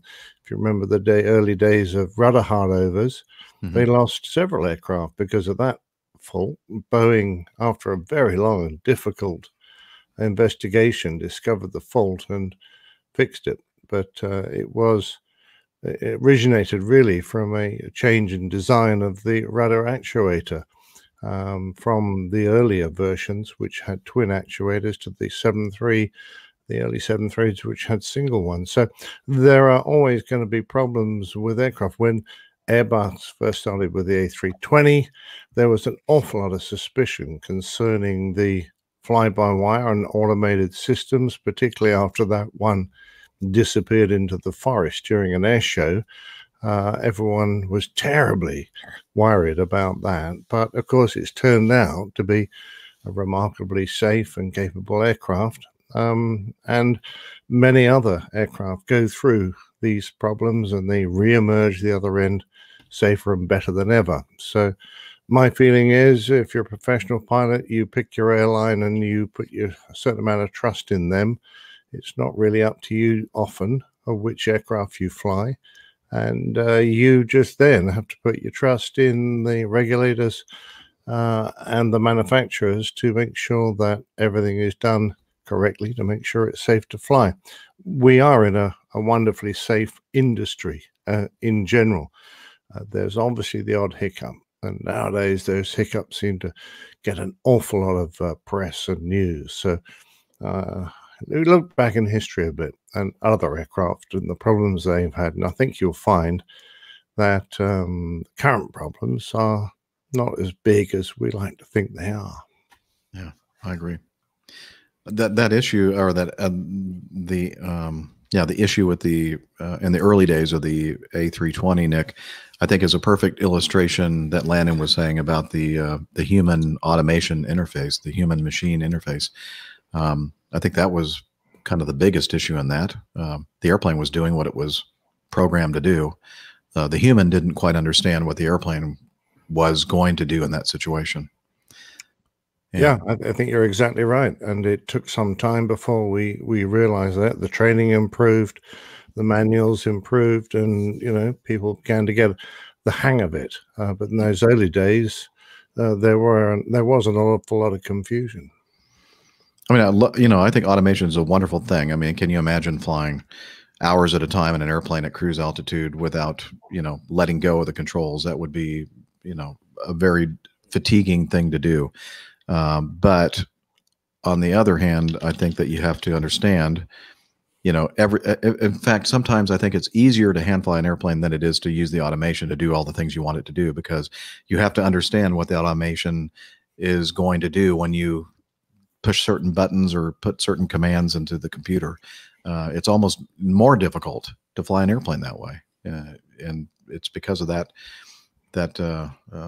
human machine interface.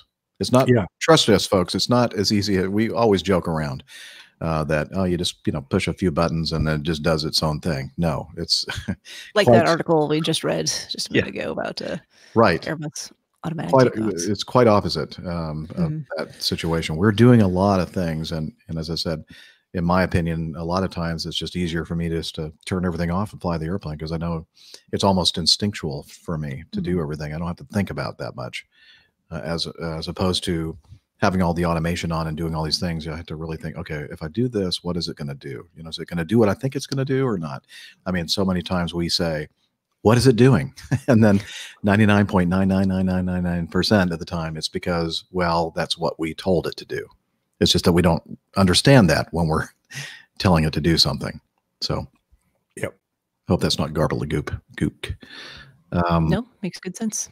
The MCAS, the first paragraph or second paragraph there, he was talking about, okay, would you take the 737 MAX with or without an MCAS installed on it? And I think we've made the point several times here on the show, and people that send feedback to us do as well, that if and when this thing gets recertified, it's going to be the safest darn airplane out there, and that MCAS system is going to be bulletproof, as you mentioned, Landon. So But I think the big thing here is that whether it has MCAS or not, and, if they just take the thing out completely, which I don't think they're going to do, and just train pilots to understand the characteristics of the airplane without an MCAS, or if they have the MCAS system, and now we know about the system, we know what it does, and so anybody that flies an airplane and is surprised when it starts doing something that it's not supposed to do, I think hasn't been paying attention.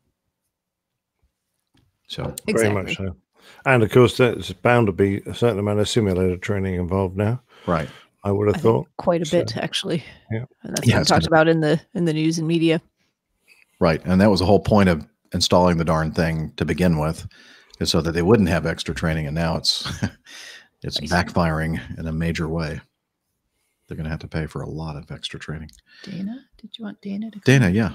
We're not hearing you. I was on mute. There you go. I know you weren't here for the entire conversation. No, I unfortunately had a very important phone call coming in. Yeah, no problem. So anything you want to add regarding Landon's musings, and especially about the MD-80 series and the jack screw Acme nut? Well, issues? yeah, I mean, I was going to say something, but Nick handled it perfectly because it was a lubrication issue. But as far as if all of a sudden we started having issues that are maybe not the exact same, but they're like issues with the well, yeah, AD. Screw. I mean, are you gonna bid off the airplane and say I'm not going to fly that anymore? Well, I think the 737 is a unique situation. The Max is a unique situation, and it's definitely to me scary flight control issue.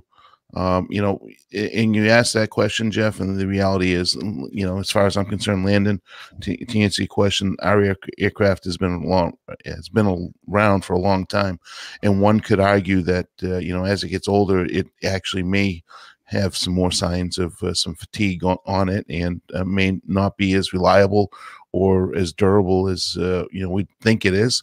And not getting the TLC it deserves. So, especially as the aircraft starts to go away. So one could argue that actually in itself could be a little bit more dangerous in itself. But the aircraft is such a proven airplane that I have full faith in it. And I really, I really, not really, but rarely ever think that, getting on an airplane, any aircraft, that my true safety is really in jeopardy. So I don't think that based on that assumption, I don't think I would bid off an aircraft just because it's had a few issues. My thought process with the 737 is, it's a great airplane. However, it's too small for me to fly.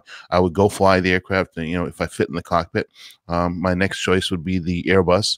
And again, that's an airplane that Nick has an affinity for, but I think it's a vote. You're just a vote in the cockpit. You're trying to override and overthink outthink the computer and tricking it into different situations so you can get it to do what you need it to do. Nick could probably speak differently on that, but I have fear of that aircraft as well. So there's healthy fear of everything, but being able to handle the aircraft and understand the systems on it is really the onus is on the pilot to know that and feel comfortable flying the aircraft. And if the information is not presented to the pilot to learn and understand and comprehend, then it's really hard to say that. I heard a little bit about the MCAS system. Listen, if the information is not there, then how can you know it? How can you be responsible to understand it? And I think that's where Boeing's shortcomings is from. So that's my answer to that one. I think the answer is no. I don't think I'd bid off an aircraft just because it's having some issues. I would certainly want to know and try to learn so I can be a better pilot about that aircraft and handle any situation that comes about. That's why we get trained. Yeah. Knowledge is power. Yes. Yeah, well said. All right. And I'm sorry I came in so late on that. So. Oh, no problem. Hey, we have lives, right? But Landon, excellent question. Yeah. Thank you, Landon. Thank you for including me in that. All right. He didn't invite you to go flying, though. No, he did not. I noticed that. Mm-mm. Only Jamie and Jan and Connie. Mm-hmm. All right. 9. we're going to skip to 9. We have some audio feedback from this gentleman. Hello, APG crew. Tarek Merryface here. I do apologize for the quality of the audio. I'm driving and it's raining. It's like my 10th attempt because every time I try to record it, the rain gets really bad. And the quality of the audio is dreadful. I just got out of the sweat box and it was an all-nighter. Sorry. And so I'm just commuting home, and as I do that, I'm catching up on the backlog of episodes I missed out on. And in one of those episodes, one of the listeners sent in some feedback saying how one of the captains or one of the pilots of a flight he was on did the walk around but didn't seem to be really looking. And that reminds me of a story from my very first week after being released from line training. I was doing the walk around when I found a big bird strike on one of the flaps. And I go to the captain, who's this Scottish guy. And I say, Captain, I found a bird strike on the left inboard flap. And this guy looks at me. And I do apologize to your Scottish viewers because I'm about to butcher their wonderful accent. This captain looks at me and he says, Tarek, you looked. It's called a walk around, not a look around. You're meant to walk, not look. And that made me chuckle. It was in jest, of course, but it's a story that stuck with me, and that feedback reminded me of that. Guys, a very belated Happy New Year and Merry Christmas to the listeners and the entire crew, which of course includes Liz Piper, amazing producer. And I'd like to wish you all lots of good drinks and happy flying. Take care. Bye. Great feedback. And even with the noise in the back, actually, I think having the noise in the background, the rain and everything else actually made it better. Yes. Yeah. Great ambiance. Sounded like a great Scottish accent to me. Yeah. I don't know though. I don't know. Yeah, it was so good I couldn't understand a word he was saying. That's been good. Yeah. So it's a walk around, not a look Not a around. look around. That's funny. Well, keep sending them in, and hopefully you'll catch up with the backlog that you have. And we always enjoy your audio feedback. All right, let's go to 11 from Stephen Ivy, good friend of the show. He writes in, just thought I would send you the information on how to use the APG button in ACARS on the Collins and Honeywell FMS that's in the CRJ. Hope this helps. And so he has a screenshot of the ACARS, actually the training manual for the ACARS, and on the ACARS screen in the bottom right-hand corner is something that says APG, and we were wondering exactly what that does. And apparently that has something to do with arrival performance goal, which analyzes the current flight plan and creates a target on and in time for the flight, approximately 5 to 7 minutes after your departure. The APG is uplinked to the main menu. If you select the APG Active Advisory, you'll be taken to the airlinepilotguy.com website. No, arrival performance goal. Do you think it's at least 50% accurate on that arrival time? At least, yeah, that's the problem with the system. They're trying to tweak it so they are better than just 50% accuracy. They're going to change it to something else. And then a follow-up item in 408 on APG. That's what we did. All right. There's another abbreviation there that I think stands for last update, but that's not how my brain read it as at first. What did your brain? It tried to add an extra vowel into, yes, stupid. El stupid. El stupid. That's the Spanish. Latin. Yes, Latin. Hey, El stupid. What are you doing? All right. Thank you, Stephen, for clearing that up. Item 12. This is from Ralph. He says, the title of his feedback is, "This guy is crazy." And then he said, the only thing he puts in his feedback is capital W, capital O, capital W. Wow. Right? Wow. Wow. A man used an airport video monitor in Portland to play Apex Legends. Playing video games is a great use of time during a long layover or airport delay, but one man in Portland, Oregon, took it a bit too far for PDX officials. According to a traveler on Twitter and later in a report in the Oregonian, a man used an airport terminal monitor to play his gaming console at the Portland airport earlier this week. It's definitely Portland, too. The iconic PDX carpet design can be seen under the seated gamer currently playing Apex Legends. According to the Oregonian. Oregonian? Yeah.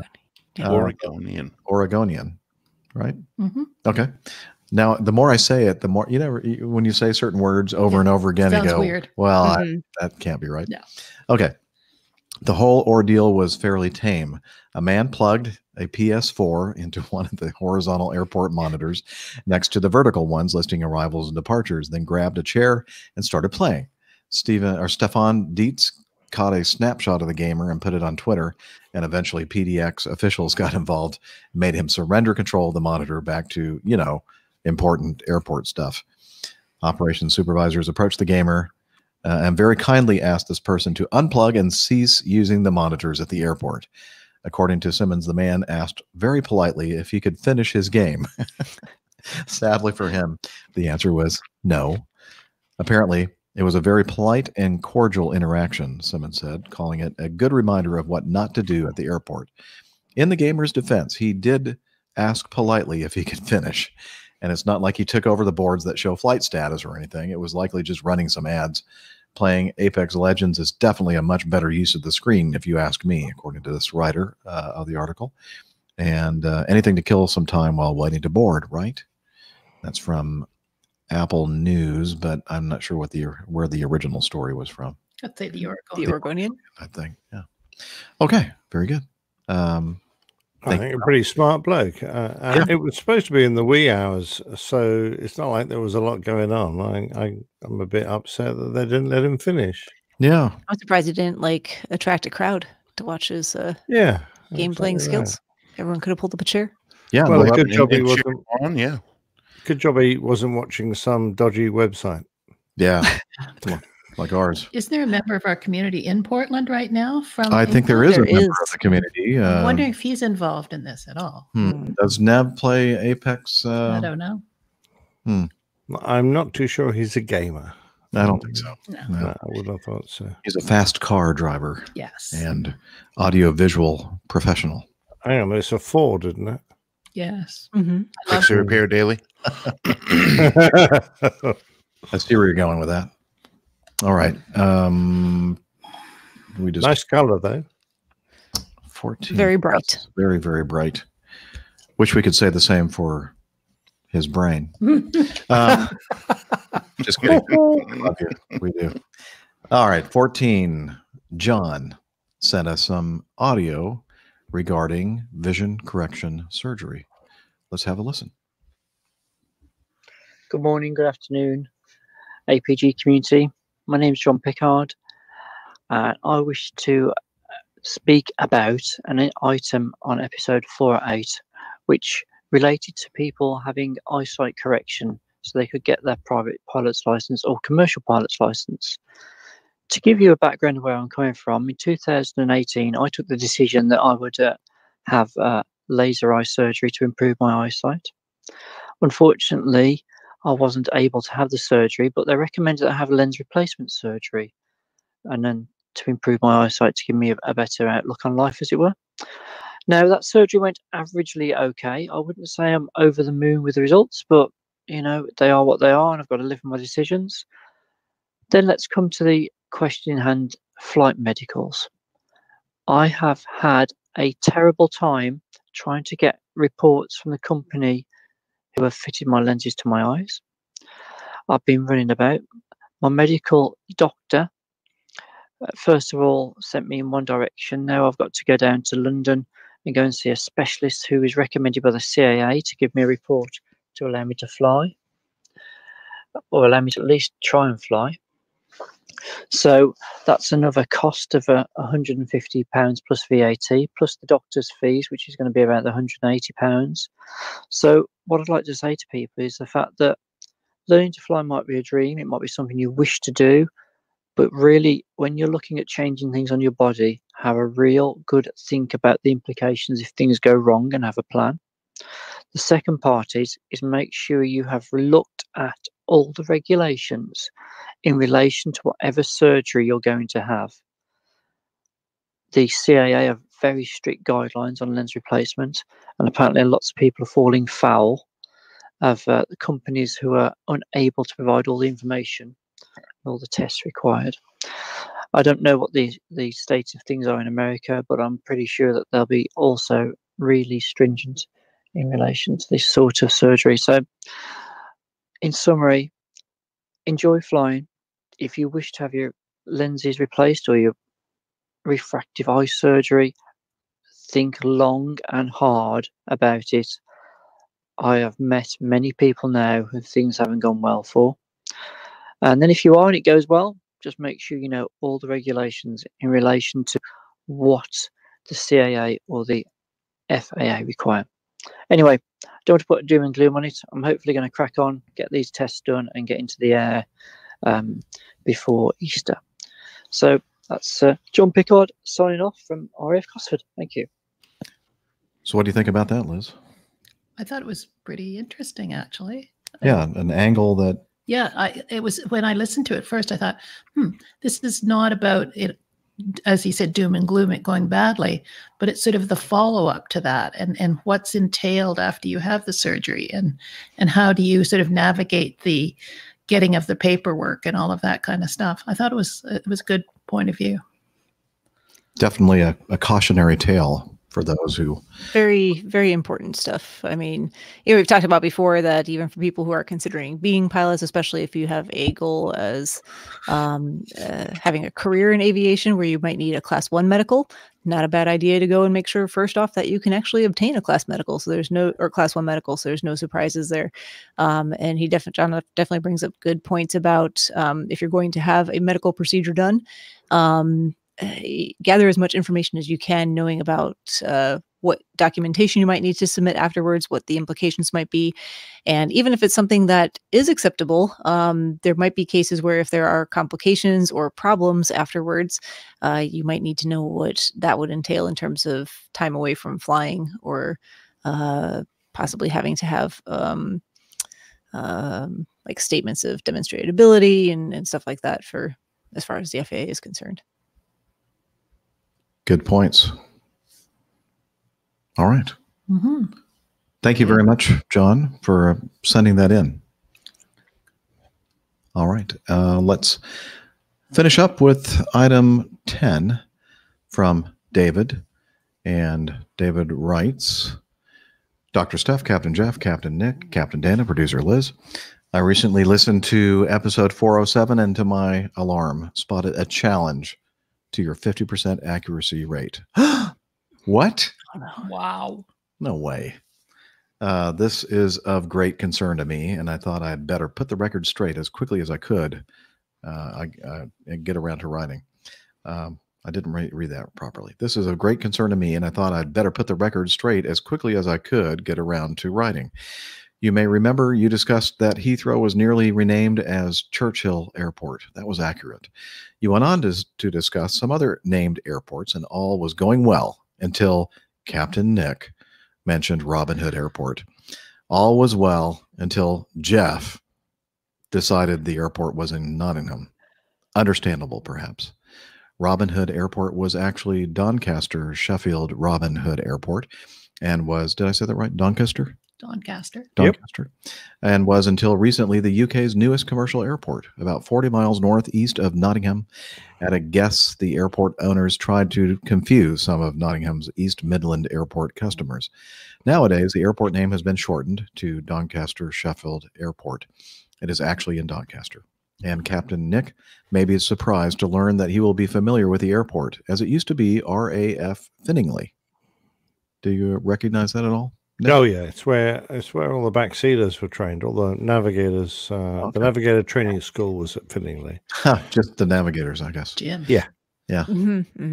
That's for Jim. Just navigator. Yeah. The airport mostly operates a mixture of bucket and spade routes, along with routes towards Eastern Europe. I believe that we have seen visits from both Captain Al and Miami Rick in their professional roles. Virgin has yet to visit, although I'm not surprised. Virgin has yet to visit, although Concorde has visited during several of the air shows in the 80s. There are regular cargo flights through the airport with the Formula One teams using the airport, usually with a couple of 747s. Nick also mentioned Liverpool John Lennon Airport. There is a common link between this and Doncaster Sheffield. Both are owned by the same parent group, Peel Holdings. Hopefully that lifts the 50% bar slightly, and now you know more about our regional airport than you ever needed to. Happy skies, smooth landings, and great beer. Kind regards, David. Well, Dave is kind to me than I deserve, because I think I agreed with you when you asked me if that was Nottingham Airport. I said, yeah, even though actually someone, I'm pretty sure we had some feedback, or I answered an email earlier, a few days earlier, or the previous show, about Finningley and the fact that that was the one that used to be called Robin Hood. Anyway, by the by, I'm not overly concerned. I think it was more my mistake. I think It's only 40 miles away, though. Surely that counts. Exactly in the right. same Yeah. vicinity. Don't we have like close enough for government? Don't we have like a 50-mile diameter radius? Thank you. Anyway, can I just ask if this is an accurate reproduction of David's email?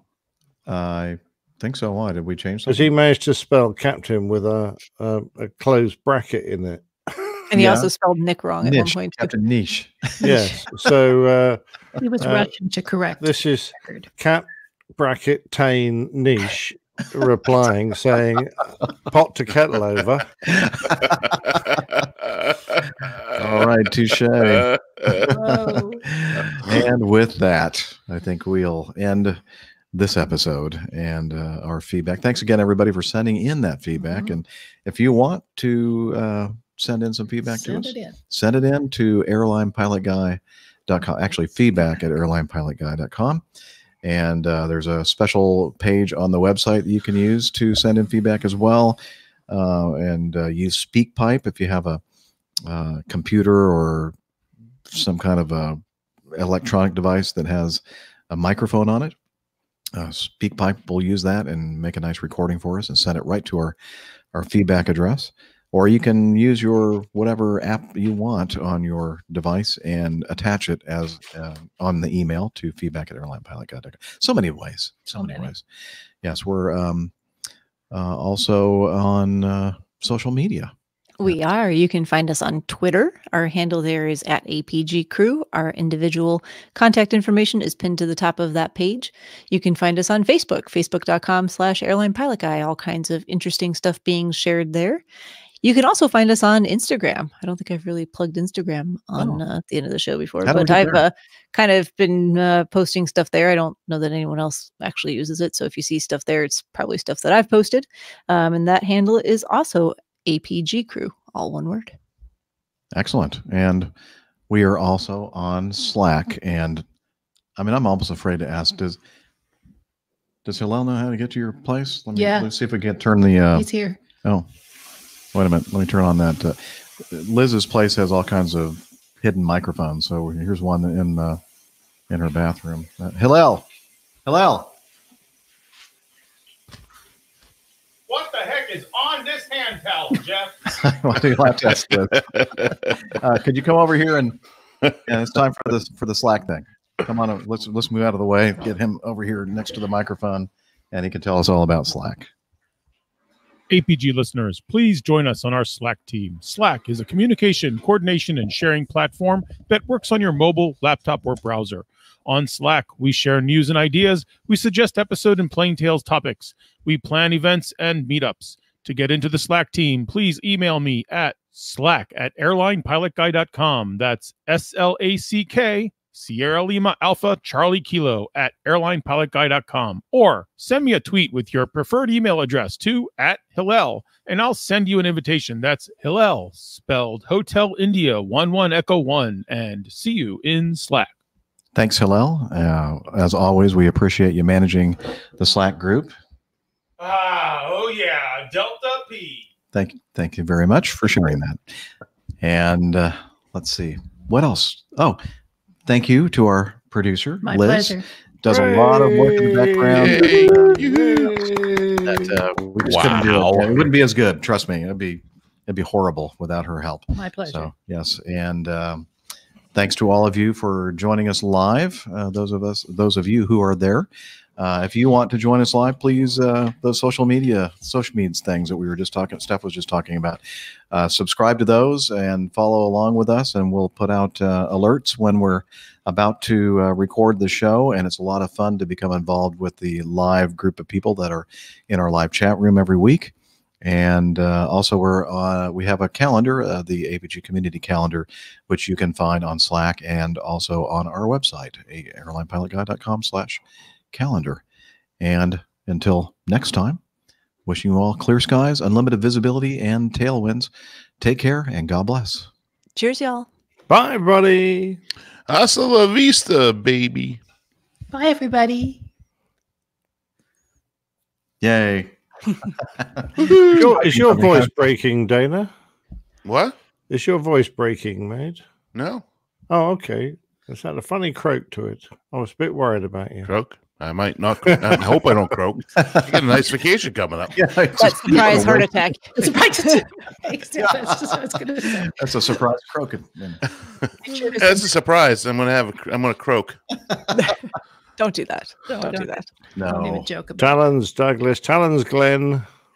Yeah. Recorders, everybody. I never started mine. I don't think we actually need it. I don't think we'll need it. Yeah. Okay. Good. Yeah. You don't need to send them. I will save it. Save it just in case. Just in case. Just in case. All right. Wow. Thanks for everybody for hanging out with us. Anyone got any ideas for a show title? Well, we'll talk about that. I thought we did. Go off the air. Oh, I'm just wondering if any of the listeners in the chat. We never listen to them what they have to say. Who listens to what they have to say? I've got Protect the Golden Egg, Jeff and the Acme Nut. I have one, but we'll talk about it later. Okay. Oh, okay. Is it the one you already shared? Yeah. Privately? Yes. Okay. Yeah. We should mention that later. All right. Oh, there you go. You guys are useless. Yeah. Useless. They're being awful quiet. 73 to the hams. Yep, 73s, Carl. 88 TMSs. Thanks, Kenneth. I was just in Louisville last night. Sorry I missed you. He's in Niagara Falls, New York now. Oh, he is? Okay. Well, just south of us. Mm-hmm. Barely. Yeah. It was cold in Louisville. Well, it's cold everywhere. Yeah. It's cold. It's cold. Yeah. It's just cold.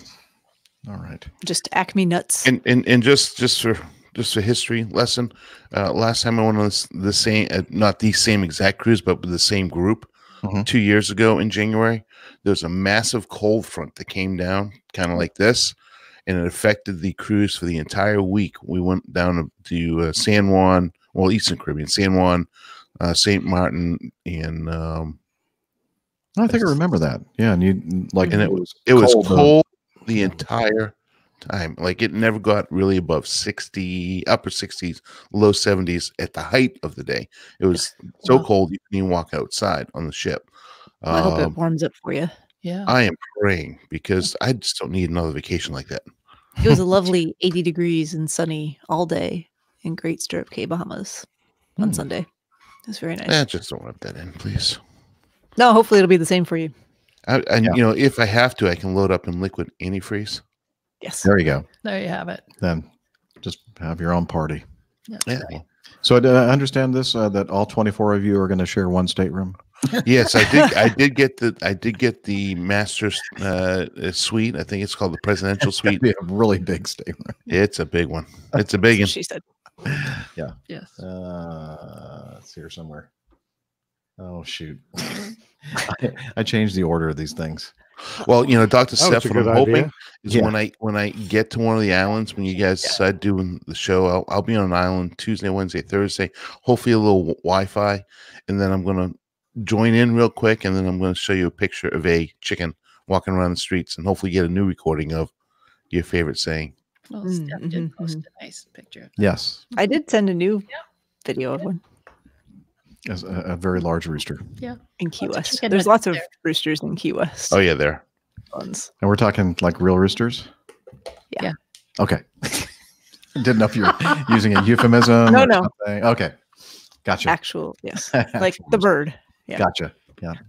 Very good. Don't flip me the bird now. All right. Well, with that, got to get some cooking done over here, and Yeah. I need to do some eating. Yeah. Let's do some sleeping. Yeah. So I get it. we're gonna sign off from Toronto, and the Don Mill Valley. Don Mills. Don Mills. Lives in Don Mills, yeah. And that's the Don River down there. Yeah, I saw the Don earlier today. Yeah. What are you doing here? Yeah. I'm But it- very good at that. business, definitely family business. Yeah. All right. Well, with that, thank you everybody for joining us today and watching the video and all that. And we'll see you again soon. Bye, everybody. Yeah, bye everyone. Good luck in the Bye. hat. Hasta la vista. Oh, look at that. baby. Yeah. Spelled. Good hat. Never mind.